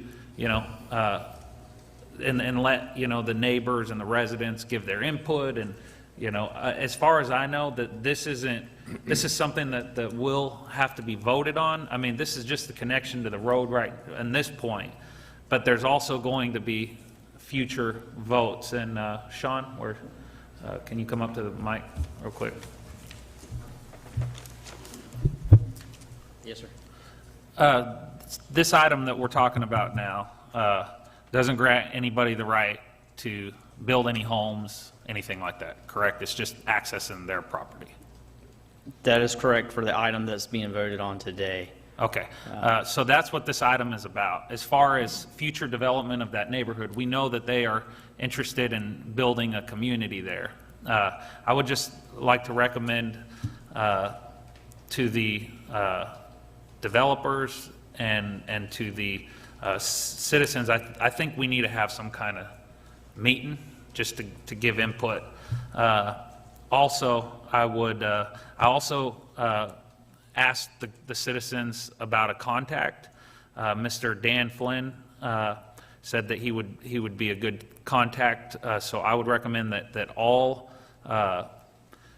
items pertaining to this project be forwarded to Mr. Dan Flynn, and it's from everything I've seen so far, I support this development, just so the board's aware and just so the community's aware. But I want to make sure that the community's inputs are heard, and that that it matches the surrounding area, and as far as those kind of things. So I look forward to having future conversations with the citizens and with the developers regarding this issue. But information is important, and from what I've seen so far, I like what I see. But I've seen in the past where there's something that I see now and it gets changed, and that's what I don't want to happen. I don't want to be batting for something and then all of a sudden it changes, And so from everything I've seen so far, this looks like a good master plan, beautiful community. And so I hope it stays that way, but I also want the citizens to be able to give their input and their information. And it would be great to have, at least 90% of we're not going to ever get that, but we're going to try to get everybody on the same page build something great for the county. So that's my thoughts. But as far as this item, I support it today, as is. Let me just comment real quick. I had not been apprised of the development with Westmont until you said that. I want to say that I'm very thankful for that. I had no problem with the rezoning, but of course, and here's something else. I pulled that up while you were talking just to verify. I know it's unrelated, but it is related. Westmont was a cul-de-sac. And I'm thankful that they didn't have to tie in, even though, but let me say this. Sean will tell you, I'm a big fan of interconnectivity. I've been to neighborhoods in my district and tried to get them to interconnect. But then you also learn that, yes, from the traffic management standpoint, the more interconnectivity, the better. I've always said I love downtown Pensacola because they got the grid system. I can get anywhere. But with that said, I think it's Commissioner Peach always talks about, and it's not mentioned enough, is expectation management. Those folks, and I'm going to tie this into kind of mahogany, but those folks had a cul-de-sac. There is nobody in the world you can tell me that buys a house on a cul-de-sac neighborhood that doesn't expect that it will always be a cul-de-sac. And so even though I think interconnectivity would have been good if it was on every road, you got to treat those folks equitably and case by case. And I was on a cul-de-sac road yesterday throwing a football with my son, talking about, hey, this is pretty cool because there's no cars here. How I think it relates to this, Mahogany Drive doesn't have a cul-de-sac from what I can see on the aerial footage. And even though I would say most people probably presume that, well, we just live in the woods, or it'll always be woods, you also, I do have to factor in the private property rights of whether it be a big conglomerate or it could have been an 80-year-old man that's owned it his whole life that says, hey, this is my property, our board's got a policy, and they want to access it. So I understand that. I don't have a problem doing it, but I also say, I don't know, only the attorney, I guess, could answer. Could we put that prohibition of logging trucks or whatever? And the reason I say this, and it does, it actually talks about in getting your contractor's license, about putting things in writing to prevent problems in the future, is unfortunately we have a county jail in every county in the state because there are people that are unsavory.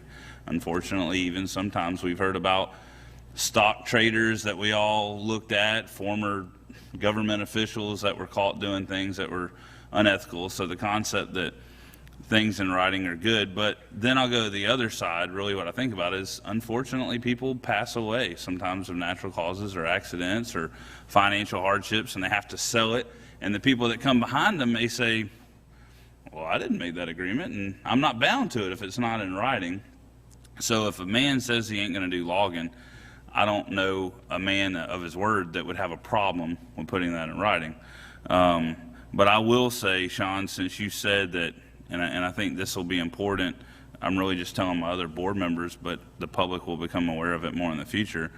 I think holistically, from the community standpoint, and even from what I've heard when you talk about Westmont, you won't see a bigger community outcry of a project, I don't think, in my tenure of the board until I'm off of this project because of the magnitude that it will affect. So to hear you say that it reverted back and the board would have to vote, I am thankful of that because I think our one opportunity, and we've been told by Roy Andrews that, we can't go in and, because I had one developer, over there in my district, I said, well, hey, you want me to vote for this? You need to spend $50,000 on Benny Russell Park. Well, we legally can't ask that.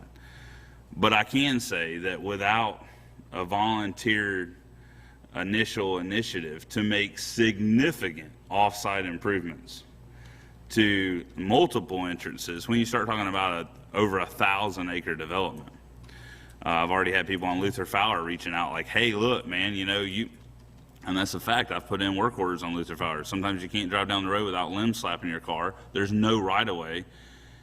To be prudent and responsible, and we talk about everybody up here supports this good planned development, but that also doesn't mean that it ends at the entrance to the subdivision. That's not planned, is to let them get outside the entrance and then crap on the local citizens' infrastructure. So if they're not going to come with a plan of some very significant off-site improvements that they're proposing, I don't see how I could ever vote for when that time comes for rezoning or development. And I know they'll have to volunteer that. I'm just letting you know, I'd have to be persuaded, because the number of citizens that have reached out to me about this have been far beyond what lives on Mahogany. And to that gentleman's point, you go any evening that they're having soccer practice or Saturdays, and he's right. You know, me and my wife are going to be up there tonight at the soccer field, and I promise you there is probably nearing 2,000 plus people at that soccer field, and it is just like a freight train of constant cars. I know that's not what we're discussing today, but since I was told that, and I know you wanted to get on record that you support it, I'm just letting whoever the developer knows. I don't know. I haven't met with anybody on this project, and that's why citizens are asking me, and I'm like, I don't know anything about it. I don't know anything about it or who's doing it or what they got, but without some significant off-site improvements, there's no way I can vote to increase density when you're talking about something that big. And so I hope that they're listening, or that message will be carried back. Commissioner Wright? Commissioner Parker, I'm going to second that opinion wholeheartedly. I know I've said it numerous times about the disaster we have down on Birch Street, off of Bergeron in south end of District 5. We've got Heather's Place. We have a number of subdivisions going in back there, and we've got a street that is just horrendous. And now it's incumbent upon us to go back and fix it, but now we've got hundreds of homes going in and construction going on. It's a little hard to go back after the fact and fix it, and we're going to have to do it, and we're going to do it right, but we've created our own problem. And I wholeheartedly support the idea of a master plan community. I mean, there are other parts of this country and states that do this as part of their regular development, and it is by far the best way to develop and give the citizens and the residents everything they need. The problem we have is we can't just look at the property and isolate it, because the fact is we have residents and county maintained roads all around it. So the only way I can support the project as a whole is that we make some requests, that those connecting tie-in points, that those be improved in a way that helps facilitate the traffic in and out and helps support that planned community as well as the residents that are already there.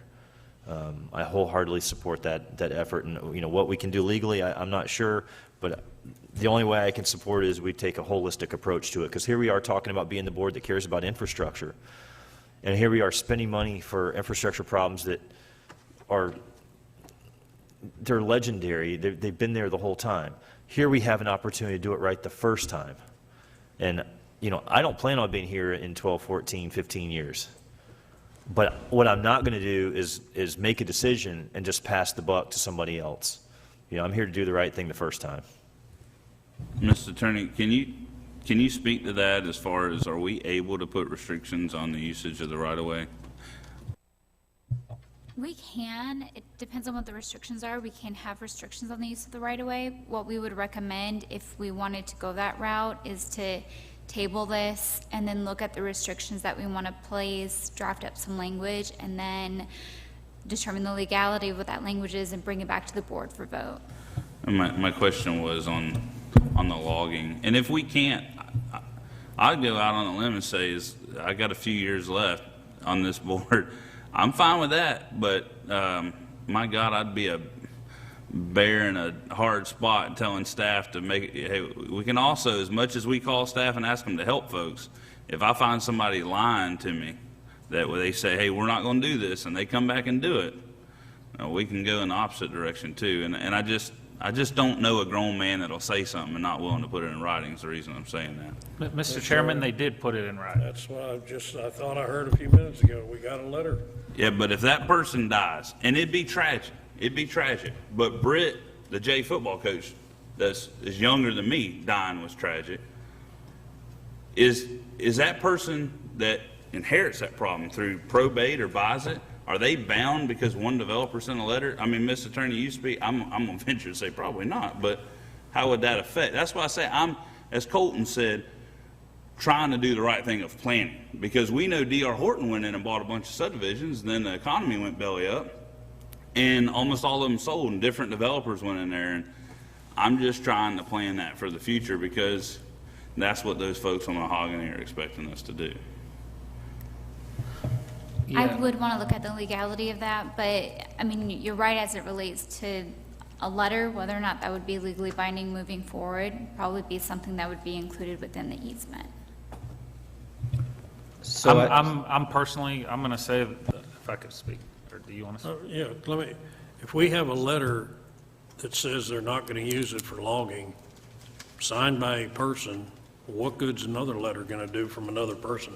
No, I'm in a restriction on this board saying if we approve this, it's only under these restrictions. If we get a letter by that person and he says, oh my God, it's unfortunate, my wife filed for divorce and the divorce court said we got to sell all the assets, and another developer comes along in 12 months. I mean, these are all cases you see in real estate, and he says, hey, you got a letter from the former guy, not me.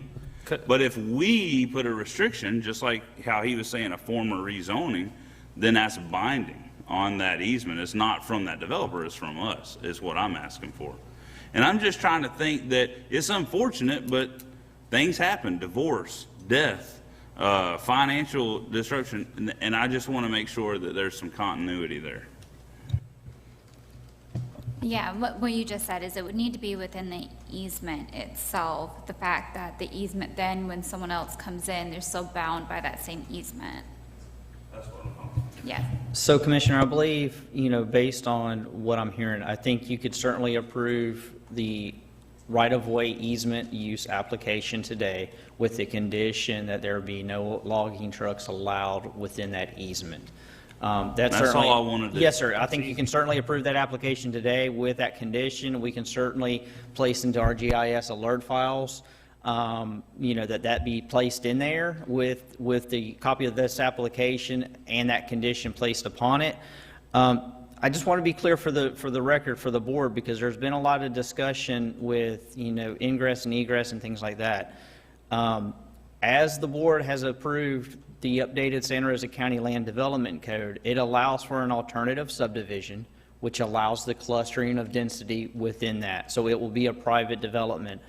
If they come in and submit their alternative subdivision as written and as meeting the Santa Rosa County Land Development Code, it will go straight to the county engineer for the preliminary. It will then go to the county engineer for the construction. It will then come back to you for the adoption of the final plat. Okay, so as proposed, and this is Sean speaking, this is not the developer speaking, as from what I've seen from phase 1 and phase 2, they are going to meet the requirements of the Santa Rosa County Land Development Code. Those two items, or those two proposed subdivisions, will not be coming to this board. There will not be public hearings or any type of rezonings or land use changes or anything under that. If they do come back for a rezoning, basically to do a PUD, add commercial, a conditional use for the school, anything of that nature, at that point it will be publicly notified and it'll also come to the board for that. So I just want I can't walk away and say that the board's going to have input, because as of right now, as it's written in the Land Development Code, they can certainly silviculture that ag property. They'll handle that through Water Management District and DEP, which they're aware of, and the Division of Forestry. They'll handle that. We have no mechanisms in our Land Development Code regarding the clearing of that agriculturally zoned property. And then as far as the subdivision designs, as long as they come back in meeting the requirements of the Land Development Code, there will be no forthcoming to this board on that. You'll basically, like you saw in your consent agenda, you saw from the county engineer, it said these were the preliminary plats approved, these were the construction plans approved, here you go. So, when, the commissioner said earlier regarding construction, there will be construction beginning when they start clearing that property and they get approved by the county for the construction of that subdivision. So like I said, just standing up here in good faith, I'm going to tell you that the first couple of phases, as long as they meet, if they have 250 acres, they're going to develop a 250-acre subdivision. They're going to have 250 homes. That overall density is 1-to-1. They can have quarter-acre lots. They can have half-acre lots. All of that's in there, and that is a part of that alternative subdivision process as developed by the Santa Rosa County Board of County Commissioners. Sean, thank you for clarifying that. And I'll say I don't have a problem with what we've adopted in the Land Development Code. I don't have a problem with that. goes back to the concept of allowing people, who knows, maybe they want to put in townhomes or patio homes and put 500 on 100 acres and keep 400 acres of green space or walking trails or football. That was the reason we did that, is to allow that flexibility. I don't have any problem with that. I appreciate you clarifying and reminding folks of that. And like you said, that doesn't change the density. It gets us away from what I think folks are just sick of, cookie cutter, for lack of a better term. I call it tree and branch subdivision, where it's just line of houses, and this gives them flexibility. I think the biggest thing is just I wanted to make sure, if we're going to tell these folks from Mahogany that they're not going to have logging trucks in and out, and for the record, they do have access on other roads, so it's not like we're depriving private property rights. We're just trying to get these folks to maintain their sense of enjoyment. But yeah, I don't have a problem with that, but I do appreciate you reminding us of the PUD process.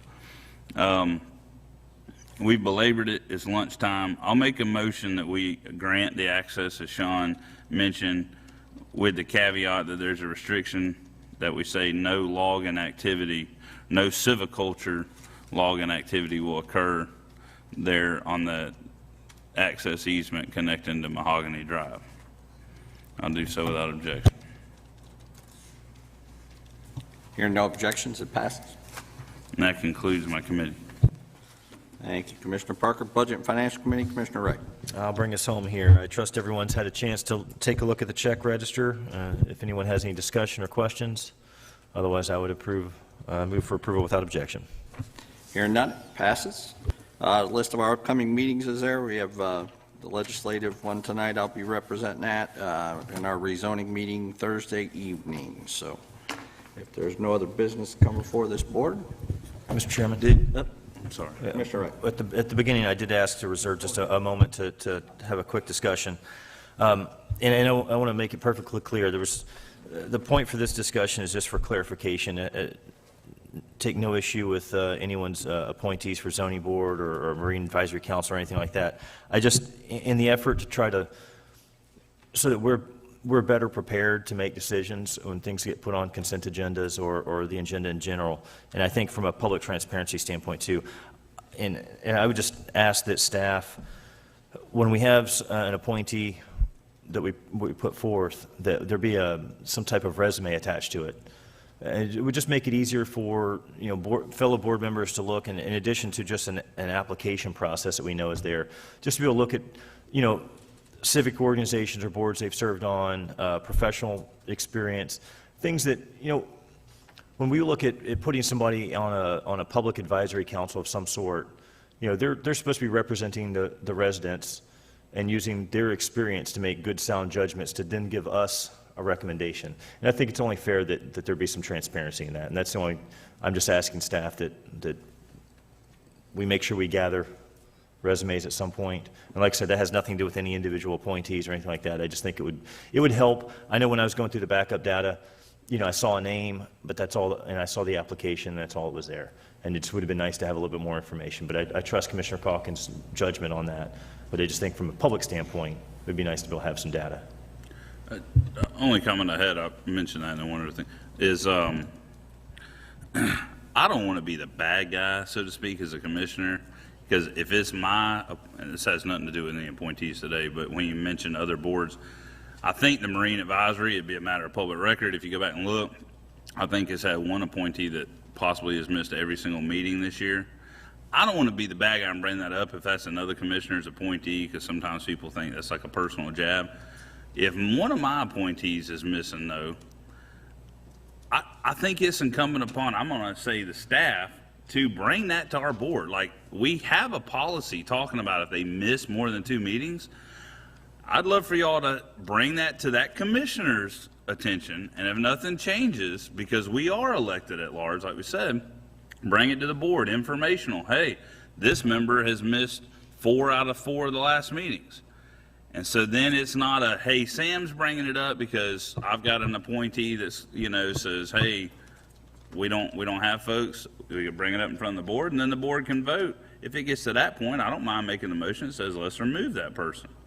Because if they're not going to show up, I understand illness, I understand family vacations, but it's just like these. We do our best to be there. My only other comment, y'all may have talked about it last month. I'm just asking because we just approved the future meeting list going into next month. Did y'all discuss last week? I missed about the first 45 minutes of the meeting, and then I watched the rest about changing the meeting cycle. Are we going back to that, or is that? I think we decided to add 6 more meetings per month, did we not? 2 I meetings per week. think we should be here every day, 9 to 5. Plus Saturdays. Yeah. Was that brought up yet, Devan? We do have a proposal that we'll be bringing for your approval on November the 9th, and tentatively we're looking at going back to a Thursday, second and fourth Thursday, with a Monday committee meeting, with one of those being in the evening is tentatively what we're looking at, and we'll be bringing back on the 9th. We just had to go through some logistics and make sure that didn't conflict with any of the other groups that y'all are involved with, or boards that you're on. Okay, I was just getting a heads up on when to expect that. I appreciate it, Devan. Mr. Chair. Mr. Potts. Thank you, Mr. Chair. I appreciate those comments. Just my thoughts. I would say that I think if a commissioner appoints somebody, that should be on the commissioner. And that's another thing, like we all kind of got to vote on picks. I think in the past, it's kind of put some folks on the spot, like, about voting for certain people and stuff like that. I would propose that, we just, like, for instance, Commissioner Parker wants to pick somebody, that's on him. And we kind of support him, without it coming to the board type deal, where, it's, if there's political fallback, it's on him, not on us. See, what happens is, like, for instance, if I pick someone, or if Commissioner Peach picks someone, they might not support that person, but, we all got to vote on it.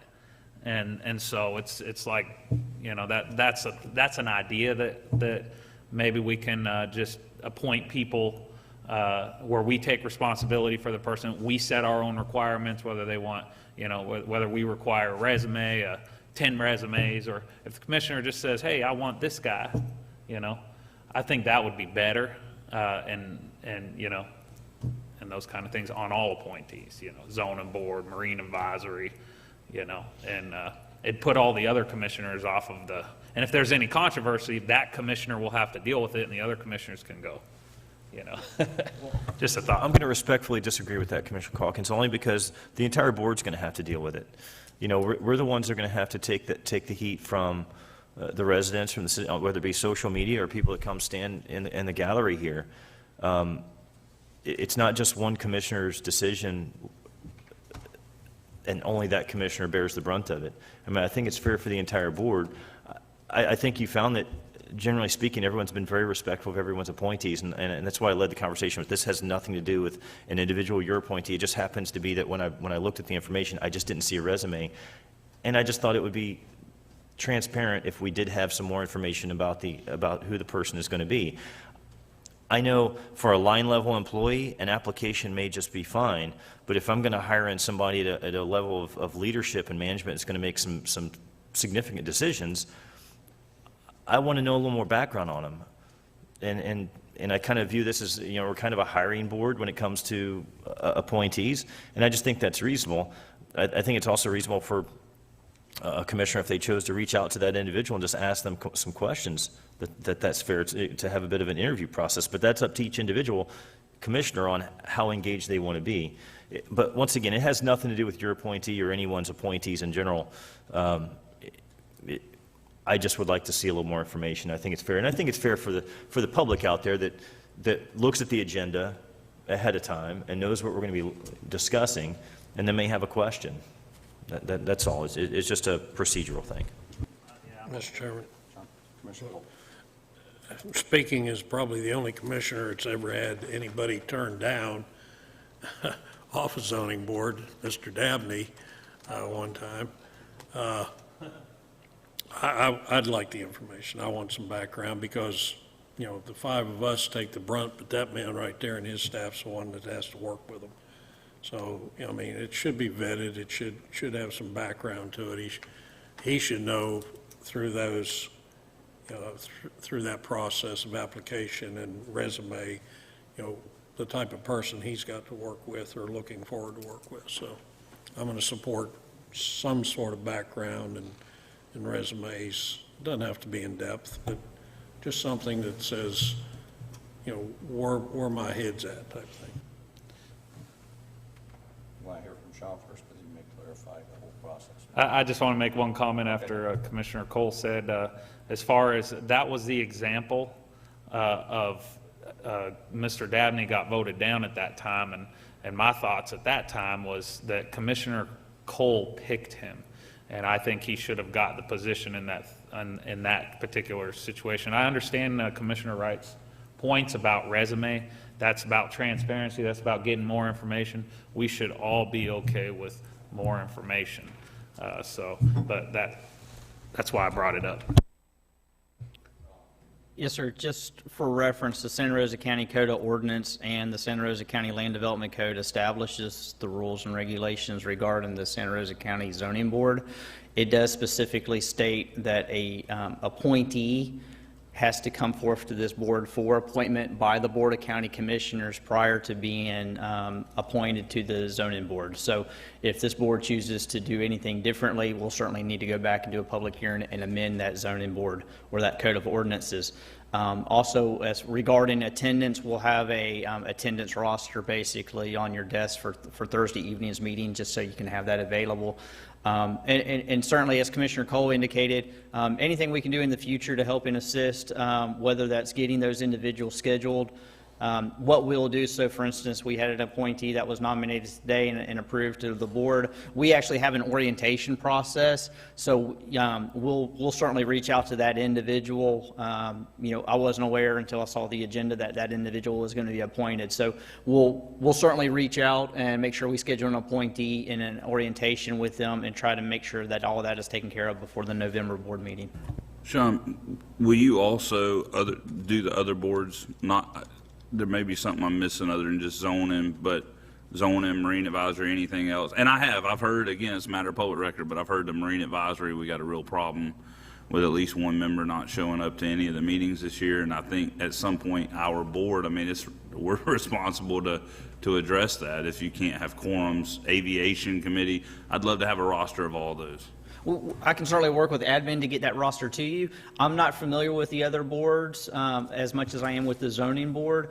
I know that the ordinance basically says that the commissioner can remove an appointee without hesitation, so without reason. You can remove that individual. Certainly for attendance, that is something that I've always tried to provide to you at least quarterly, so you have a flow to see what's going on. Obviously, last year was a little bit different, but in the past, we've always tried to keep records of that information. That way, it's at your discretion, and we can bring that to you and say, hey, this individual hasn't been able to attend, 6 out of 10 meetings or whatever. Mr. Chairman. Appreciate that, Sean. Devan? Just so Commissioner Parker knows, Brad and I have had some discussions regarding the committees. We are looking into how they're all established and how they're made up, and we'd like to come back to the board with some thoughts or recommendations regarding those, taking into consideration what you've said today, but we certainly think an attendance register would be, or attendance log would be important, and we'll start trying to be sure you have that on a regular basis, but we are looking into the makeup and how those are designed, and obviously we'll follow the county's ordinances for anything we come back and recommend to the board. Commissioner Cox. Thank you, Mr. Chair. I also would like to ask staff to look into ways we used to do the zoning. I guess they had a board of adjustments back in the day. I am interested in looking at potential proposals in that sense, because I've had some comments from some citizens basically saying that the way they used to do it was actually better than the way they do it now. So I would just I'm not saying I would support that, but I am interested in getting proposals of other options or how other counties do things, and so that's also a thought. John? So, Commissioner, there's history based on that. Following the recession about 2006 or 2007, when the downturn, we combined both the zoning board and the Board of Adjustments. I know I've had previous discussion with Commissioner Cole on that as well. Staff and your citizens and your developers certainly support that. And the reason why with the combination of those two boards is somebody can, as a developer, can come in, they can get a variance, they can get a rezoning, and at the beginning of the month, and by the end of the month, the Board of County Commissioners adopts it and they're done. When you separate it, what happens is a lot of times you see somebody come in and they'll get a rezoning 1 month. 6 months later, they'll come back in and ask for 4 or 5 variances because they couldn't meet the conditions of the rezoning for that. So it helps by combining it. You don't have separate time frames. You don't have separate staff. You don't have separate costs. Everything is done at one time. It's the smooth continuity of flow of that process. So that's kind of why it works. I can tell you, you can even discuss with Mr. Buddy Page, following our combination of the boards, he went back to Escambia County and said, look what they're doing. They're basically knocking it all out in one process. How can we do that? Because we do combine the zoning process and the future land use amendment and the Board of Adjustment, the variances as such, all into one meeting. So that being the case, that's kind of the reasoning behind what we do. Great, thanks, Sean. Is there any other business come before the board? If not, we're adjourned.